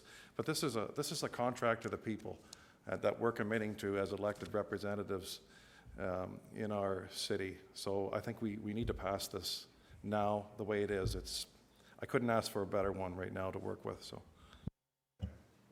Well said. Councillor Elmslie, you want to sum up with your amendment? Sure. I think that we're trying to make a mountain out of a molehill here. And no, we're not trying to include 10 guiding principles, and no, we're not trying to appease everybody under the sun. All we're saying is that in this day and age, the environment takes precedent over a lot of other things. But when we consider our guiding principles, then we look through that lens, that we include in the lens an environmental component. It doesn't take precedence over fiscally responsible or being open and transparent or partnering and collaborating or service excellent. It is just something else we consider when we do that, so that as we go forward, all of the things that are in this document can be done and be done properly, and we recognize that with the other things we're doing, that we are going to be environmentally responsible as we do it. That is the point I'm trying to make, and that, I think, will not detract from this document. I think it will slightly enhance it because it's a very good document, and I think it will provide recognition that we are an environment-first municipality. So I hope you support it. Thank you. Okay, so everybody clear on the amendment we're voting on? Because I'm not. So that this little blurb under guiding principles is going to include something about the environmental lens as we consider all these principles. We're going to leave it up to Brenda to come up with something nice, but that's the amendment that we're voting on. That's all we're voting on here. So I'm going to call the question. All in favor? 1, 2, 3, 4. Motion fails.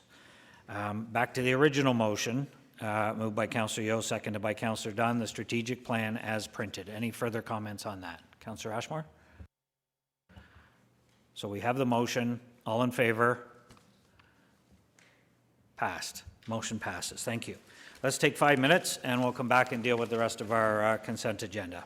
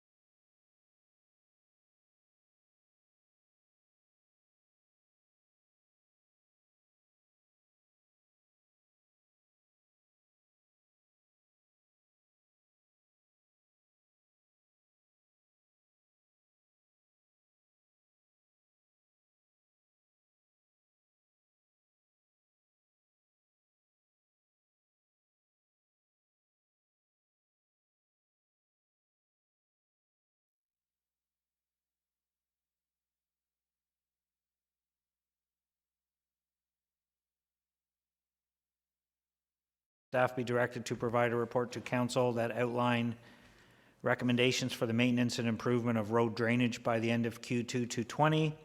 That staff be directed to provide a report to council with recommendations to enhance education and awareness related to our roads network, work plans, and allotted resources by the end of Q2 220. And that staff report to council each spring regarding life cycle extension needs in relation to the approved budget, and that this recommendation be forwarded to council next regular council meeting for consideration. Councillor Helmsley, you drafted the majority of the report. Will you move that? Yes. Thank you. We get a seconder. Councillor Richardson, thank you. Do you want to speak to your report briefly? Just give us how you got from there to here. Thank you, Mr. Mayor.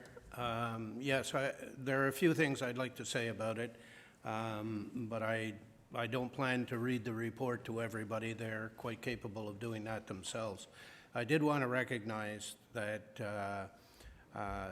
the efforts of staff were very instrumental in making this, I believe, a successful endeavor. Certainly Director Robinson's and Rojas, Ms. Stonehouse was exemplary in presenting information at the meetings. Our public relations group were front and center as well in getting the word out and making sure people knew how to get things done. Christine Briggs in your office, Mr. Mayor, was most helpful, and I thank all of them, because without them, including a lot of the supervisors and engineers who came out to the meetings and helped provide background and information for the public. And certainly I want to thank the public and the people who sat on the round table for their participation and their discussion. And I think it was an important thing to do in our community. As the first elected deputy mayor, I think we were able to set a bar on what can be done in community engagement. And by having 7 of these meetings and having the public come out, although we probably only engaged somewhere around 500 of our residents through these meetings, I think it was a good cross-section of the people who were out there, and they had an opportunity to get educated on the problems we have in maintaining and keeping our roads, and they were able to interact with our public works and our engineering people, and I think it was valuable on both sides. On the side of the residents, they got information they didn't have before, which was helpful to them. From the side of our roads people and our engineers, they were able to hear firsthand from our residents the issues they have. They were also able to see that they translated ward to ward. There weren't different problems in every ward. There were some unique situations, certainly, that arose, but basically the problems or the challenges were the same throughout the municipality, and I think that was important to hear and see as well. Being able to take the 3 recommendations from each of the 7 meetings and distill them down into the 3 recommendations we have going forward in this report. We haven't lost all of the other things that were said and done, because they appear in Appendix A and they also appear on Jump In Kawartha, so that our staff and the public at large can go back and see what was said and what was brought up. In addition to that, I think that a number of the things that were said and a number of the issues that were brought forward and potential solutions that were brought forward have already been taken into account and have already been worked on. I point to the fact that in our budget we passed buying 6 new hot boxes, which is going to make a big difference in how we treat potholes throughout the municipality. And that's just one example. I've talked to a couple of the public works supervisors who came to me after the meetings and said, so-and-so was talking about such and such, and I think that's a really good idea, and I'm going to incorporate it into my area. So I think that those kinds of give and take and the things that came out of it were very important and speak well not only of our staff and speak well that council is trying to listen and trying to be engaging within the whole community, but it also speaks well of our residents that they're so interested in being part of the conversation and not only providing insight into their concerns, but also trying to provide solutions that we can work with. So I think this was a very, very valuable exercise to go through. And once again, I thank staff very much for their efforts.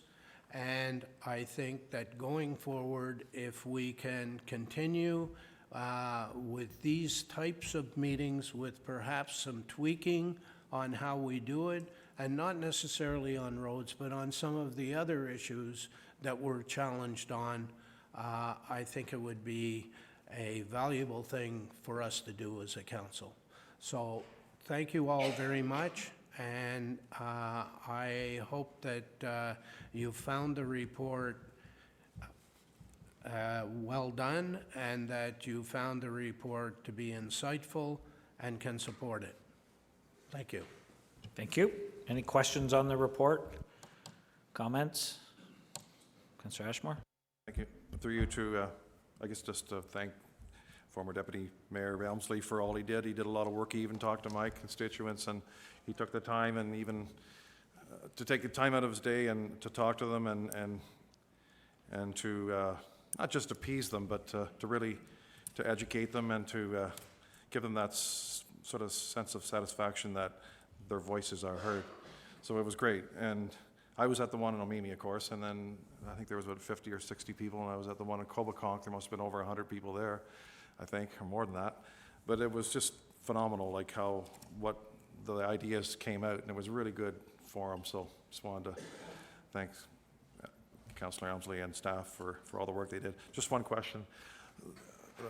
The life cycle extension project, so we will, members of council, have some input to work with staff to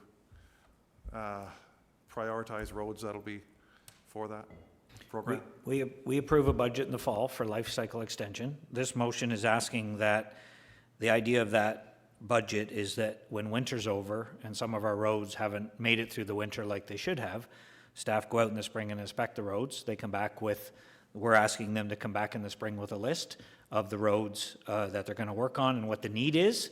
And if the need is greater than what we've approved as a budget, to let us know that, let us know what roads they're looking at, come back, and then council can decide at that time, do you want to add something to the budget to, you know, to meet all the needs, or can we only afford to do half the needs this year?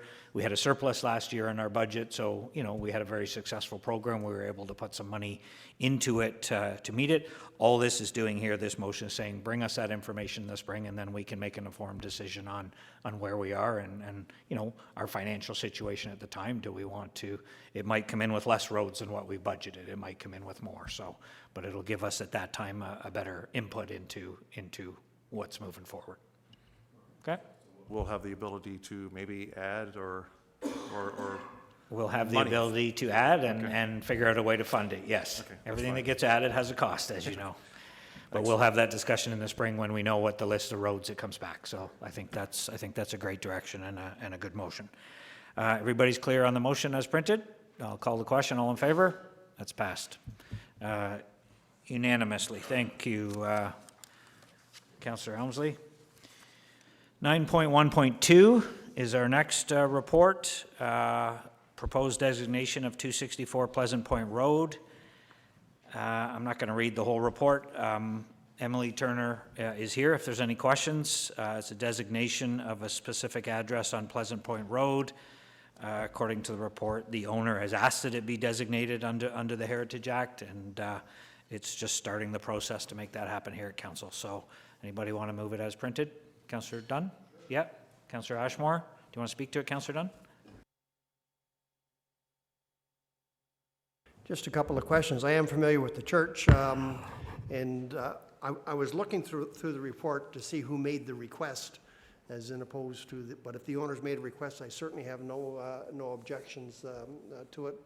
But I am curious as to who actually owns it. Emily, do you mind? Yep.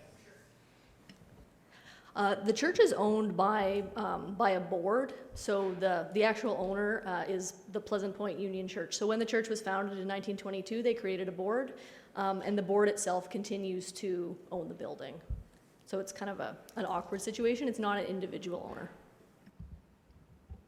Okay, thank you. And through you again, Mr. Mayor, as often happens with a lot of our small community buildings, as there's a generational change in ownership in the community, sometimes there's less vigor in supporting some of these historical places. I mean, it's an absolutely gorgeous little church, but there is less vigor in supporting that. And if in fact the Union Church Board of Directors fails, who would be responsible for maintaining it? The maintenance would pass to whoever continues to own the church. So if the board were to dissolve and the church goes under, which hopefully doesn't happen, they would sell the property, and whoever purchased the property would be responsible for the maintenance on that building. And if the purchaser should know that it's designated when they buy it, and that's a discussion that the church would have to have internally. Because, and I'm going to use a building that we, the city, eventually ended up owning. The Orange Hall in Cameron was run by the Orangemen for many, many years. And when they dissolved, they simply walked away from the building.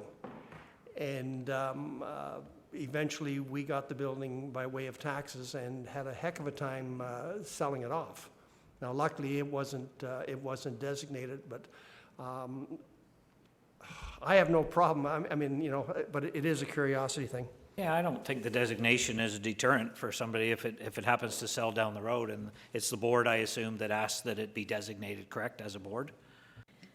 Yeah, the board has asked, and we've been dealing with different representatives from the board, so it's what they want, and I think they're concerned about the long-term viability of the church as well, and are having discussions about how to use it going forward. Perfect, thank So you. can a future owner have that designation removed, or if it's there, is it there forever? There's a process under the Heritage Act that talks about how to repeal a bylaw by the owner's initiative, and if they did so, council could go through that process. Councillor Ashmore, you had a question? There's a lot of young families that have moved into Pleasant Point, and they've shown a big interest in this particular church. So I think it's got a good future. There's a cross-generational support for this building, for this church. Okay, so the motion is that it be designated as heritage. Start that process. Questions? All in favor? That's passed. Thank you, Emily. 913 is our next report, which is the Kawartha Lakes Cultural Center Task Force. Donna Goodwin, that report, Kawartha Lakes Cultural Center Task Force be received, that the terms of reference for the Kawartha Lakes Cultural Center Task Force in the form of Appendix A to the report be approved and adopted by council, and the recommendation come to the next council meeting. Pretty straightforward. Councillor Richardson, seconded by Councillor Seymour Fagan. You're both representatives on that, correct? Great. Any questions, comments? All in favor? That's passed. Thank you.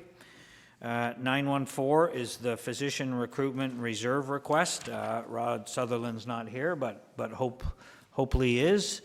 That the report, physician recruitment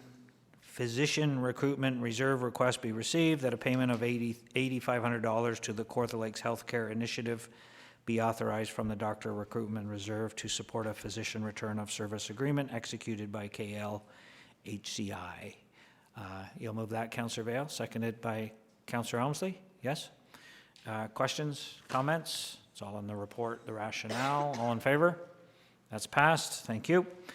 915 is Kawartha Lakes Halliburton Housing Development Update. Kind of a word, I'm not going to read this motion. It's kind of there's a lot of words here.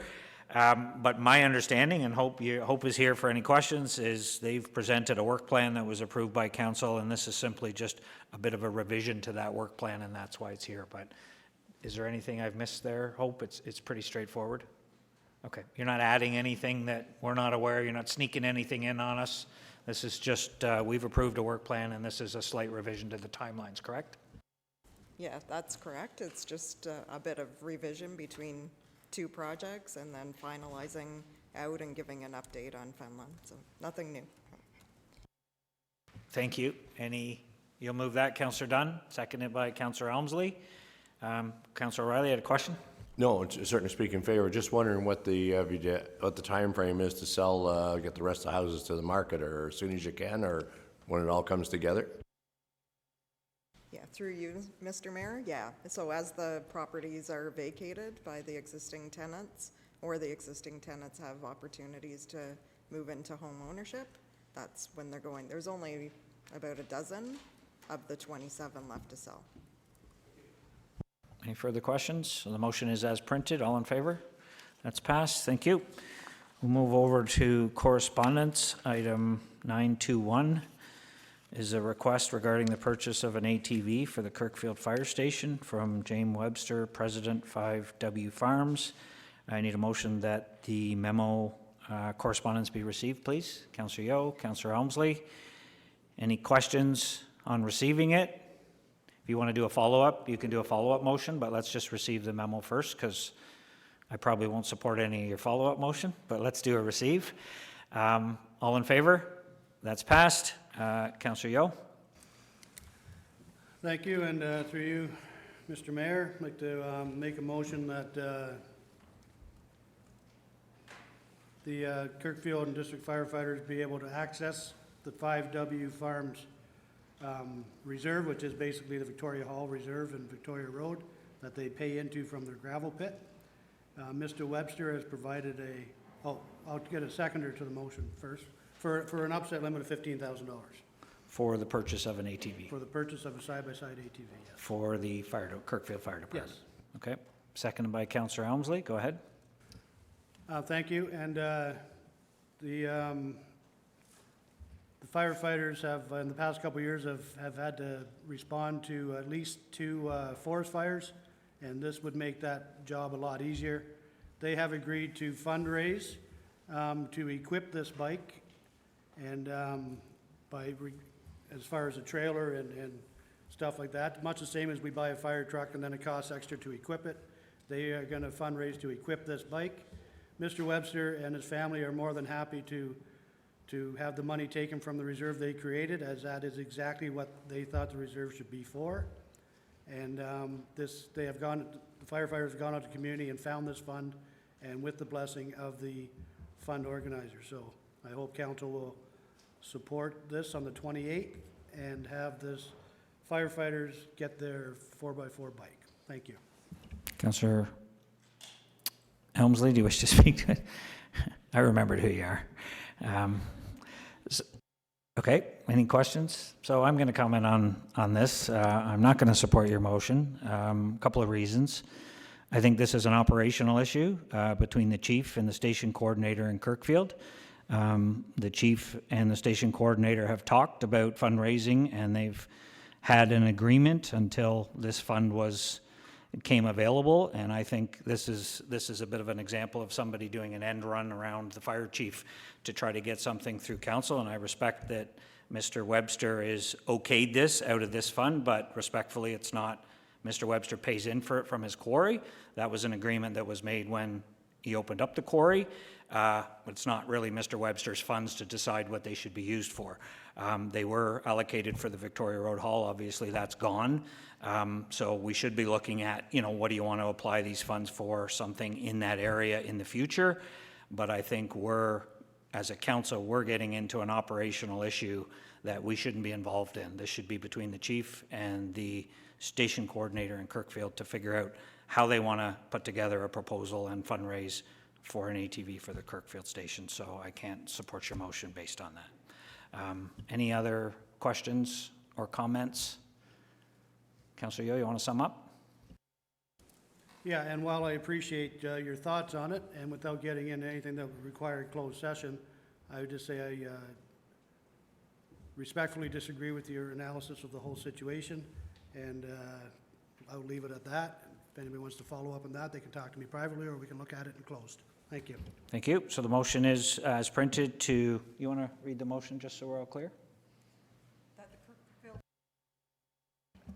That the Kirkville station be able to access the reserve to an upset limit of $15,000 for an ATV for the Kirkville firefighters. Does that cover it? Yep. Okay. Call the question. All in favor? 1, 2, 3, 4, 5, 6, 7, 8. Motion passes. Thank you. 922 is a request for a resolution of support regarding the transition of the Blue Box to full producer responsibility. Jamie McGarvey, AMO President's really just referring this, they need to get some information back on when we want to transfer over to the full responsibility. They're looking for some feedback, so recommend it be forwarded to staff for review and report back by the end of Q2 with what works. Councillor Seymour Fagan, you'll move that. Councillor Vale, thank you. Any questions? All in favor? That's passed. 923, request for a resolution of support regarding proposed amendments, the Trent Source Protection Act and Assessment Report. Yeah, we've done this before. This is just a bit of an update. I don't know if there's anything, Brian, that jumps out here. Is there any? This is just pretty standard when we change some wells, correct? Okay. Okay, no, that's good. Let's see if there's any questions. So somebody move it as printed. Councillor Yeo, Councillor Dunn, any questions? All in favor? That's passed. 924 is a memo regarding a turning lane into Lakeview Estates by Councillor Ashmore, requesting that the memo be received. Staff investigate the feasibility of creating left turning lane on Pigeon Lake Road into Lakeview Estates and report back to council by the end of Q2 220, and that this recommendation be brought forward to council at the next council meeting. Councillor Ashmore, you'll move that? Okay, second. Councillor O'Reilly, do you want to speak to it?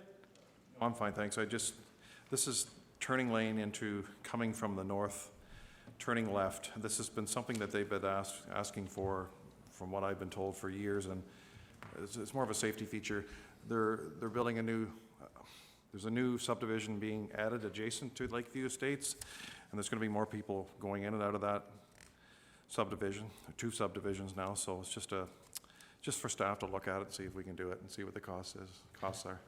Yeah, my only concern that I have is talking to staff about it is a traffic study was done when this Lakeview Estates applied, because obviously if it's required, we would get the developer to pay for it.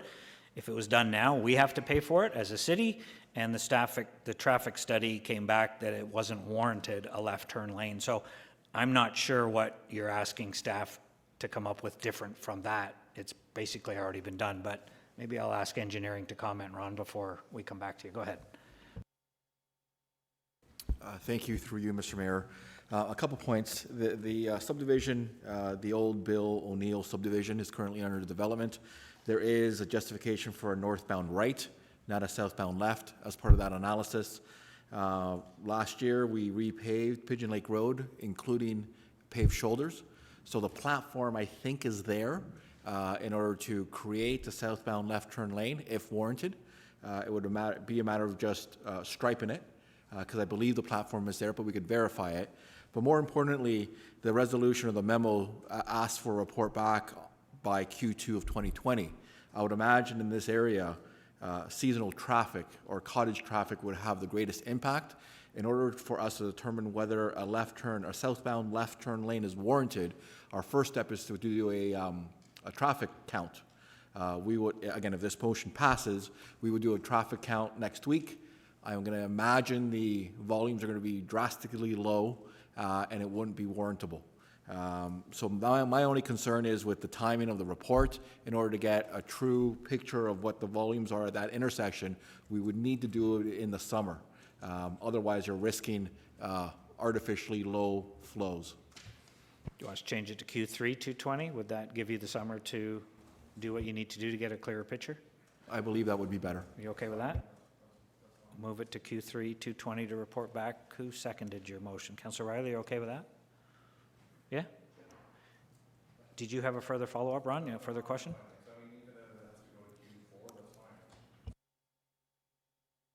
Well, let's leave it at Q3 220. I think the director's comfortable with that. That gives them time. Any other questions? Councillor Seymour Fagan? Yes, I just have a question to the director. Are there two entrances, one for the new development and one for Lakeview Estates, or is there only going to be the one entrance? There is one entrance, I believe there's one entrance off of Pigeon Lake Road and one entrance off of Kings Wharf for the former Bill O'Neill development. But I could send a copy of the approved draft plan to council if required. So all the traffic going from the old area, Lakeview Estates, and the new subdivision are all turning off Pigeon Lake Road onto the same road, is that correct?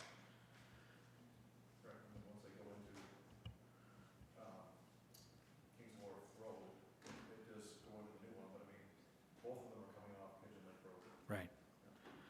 But was a traffic study requested when the developer applied for this additional subdivision? It was, and then, again, the traffic impact analysis determined that we needed a northbound right as a result of the new development. But it did not trigger the need for a left turn lane coming south on Pigeon Lake Road? Okay, thank you. Any further questions? Call the question, all in favor? That's passed, thank you.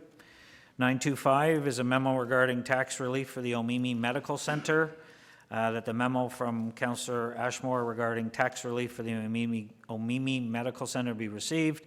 That staff investigate any forms of property tax relief that would assist in Omimi Medical Center and report back to council with options by the end of Q2 220. That this recommendation be brought forward to council at the next regular council meeting. So before I rule it out of order, because we can't offer tax relief as a municipality, would you like to change your wording in the memo and just suggest that that staff investigate any forms of incentive that would assist the Omimi Medical Center and report back to council? Can we do that? Because we, under the Municipal Act, can't offer tax relief. So can we just change it to incentives, investigate different incentives and report back to council? It doesn't really matter if it's through tax relief or if it's through some other form. Any kind of relief, I'm sure, would be welcome, correct? Incentives or relief? Okay. So if you're okay with that, just changing the wording there, you'll move that? Yes. Okay, second? Seconder? Councillor Yeo? Do you want to speak to it? Okay, so as you know, this medical center, it not only serves Omimi, population 1,300, it also serves about another 1,000 people on top of that.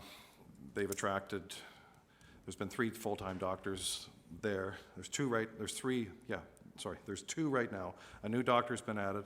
There's also a nurse practitioner. So when we brought in the new doctor, Dr. Sahans, the agreement was to sort of help them out financially, that they wouldn't charge full lease rate until June.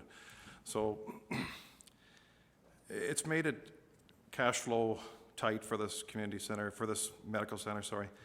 And they've never asked for a nickel of money for 10 years. It's always been self-financed by the community donations legacy fund, which was Omimi's money, and they used it. They decided to build a medical center, and this is where it went, the money for that.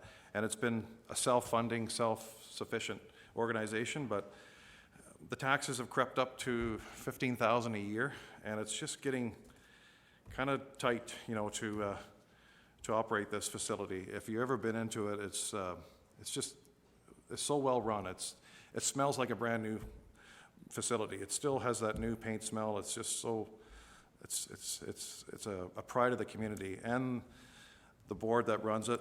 They do an excellent job. They do the best they can for what they've got resources wise, and just looking at a few ways of trying to help them out, because adding doctors and medical centers, it's economic development. Not only helps people have a doctor and a nurse practitioner, but it's also economic development. So I'd just like to see if we could find any other alternative sources of funding or relief for the medical center. They're going to be back in a profitable situation, I know, by later next year.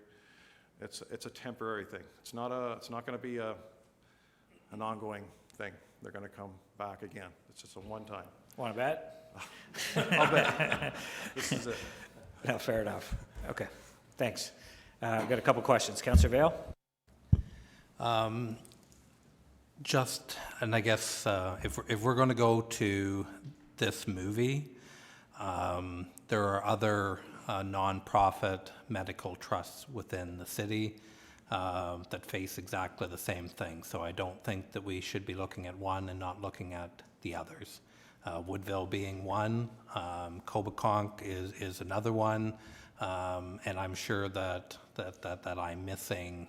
Kinmount is another one. I'm sure I'm missing more, but that's three off the top of my head right there that are in the same boat. So if we're going to this movie, we need to look at doing something for all, not one, or nothing. Well, what do you suggest? Do you want to add some wording to the memo and see if the councillor's okay with it? Mimi Medical Center and any other medical center in the city? Do you want? Well, I would. If we want to look at this, then I would say that I would ask for a friendly. Then that we look at that any nonprofit medical trust within the city of Kawartha Lakes be included. Councillor Ashmore, are you that okay covered? with that as a friendly? Yeah, that's fine. Like we've helped Little Britain, Cobeconk, Kinmount. We just need to know where all this money's going, and I just need a yes. Yes. You're it's okay? good. Okay. Councillor Yeo, you're okay? You seconded it? Are you okay adding in the extra? Okay, so the motion's been changed to add any medical trust within the city. Councillor Dunn, go ahead. Just a quick question through you, Mr. Mayor, to the director. What are we looking at for staff time to prepare this report?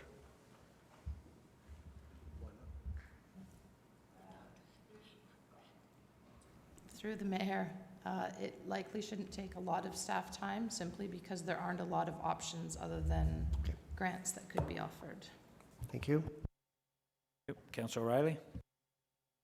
I'm not speaking in opposition to it. Just the only issue is when you open this Pandora's box. For example, I know medical centers are important. I know in our little community in Valencia, we bought the church and the community hall, and we operated it ourselves, and we don't, ask for tax support, and it provides a service out there because there is no other community hall. So I just think if we go down, we'll see what the report says when it comes back. We'll debate it then. Yeah, and it's just, I guess, getting some information back. I do agree with you, but I think the other thing to consider is that we do incent doctors up in, previously in Woodville and Cobeconk.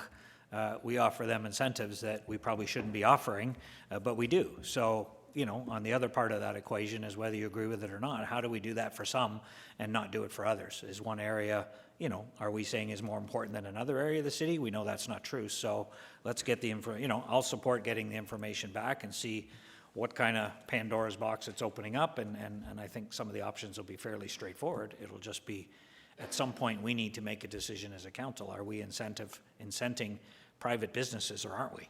And if we are, it's pretty hard to draw the line on you're going to do some, but you're not going to do others. So follow through with it. Councillor Yeo, you had a... Yeah, thank you. Through you, I second the motion because of the word incentive. You want to talk grant, anything that we've looked at this before, and I think the right thing to do is if you want to start incentivizing something, I think the medical trust is a good place to start, and not the doctors themselves. Like the trust is there to look after the building, and the building is what's important. So that's why I second it. Yeah, no, I agree. Thanks. Councillor Seymour Fagan? Yes, it's not just the 3 or 4 medical centers that we're talking. It's also Kawartha North that has several offices, and there are many private doctors who pay market rent because it's not like they're not making a lot of money. They're paying market rent, they're paying market taxes. So really, I think we would be incentivizing for not a very good reason. Well, we also have a doctor recruitment committee that, offers incentives to bring doctors here. So maybe that's an option that, should be working through them to say, how do you keep doctors through clinics and stuff across the municipality? But we'll see what comes back in the report. Councillor Ashmore, do you want to sum up? Just all about getting some information, that's all. Appreciate your support. Okay, everybody clear on the motion? All in favor? That's passed. Thank you. 9.3, we have nothing from extract, we have no closed. Motion to adjourn. Councillor Yeo and Dunn, all in favor? That's passed. Thank you.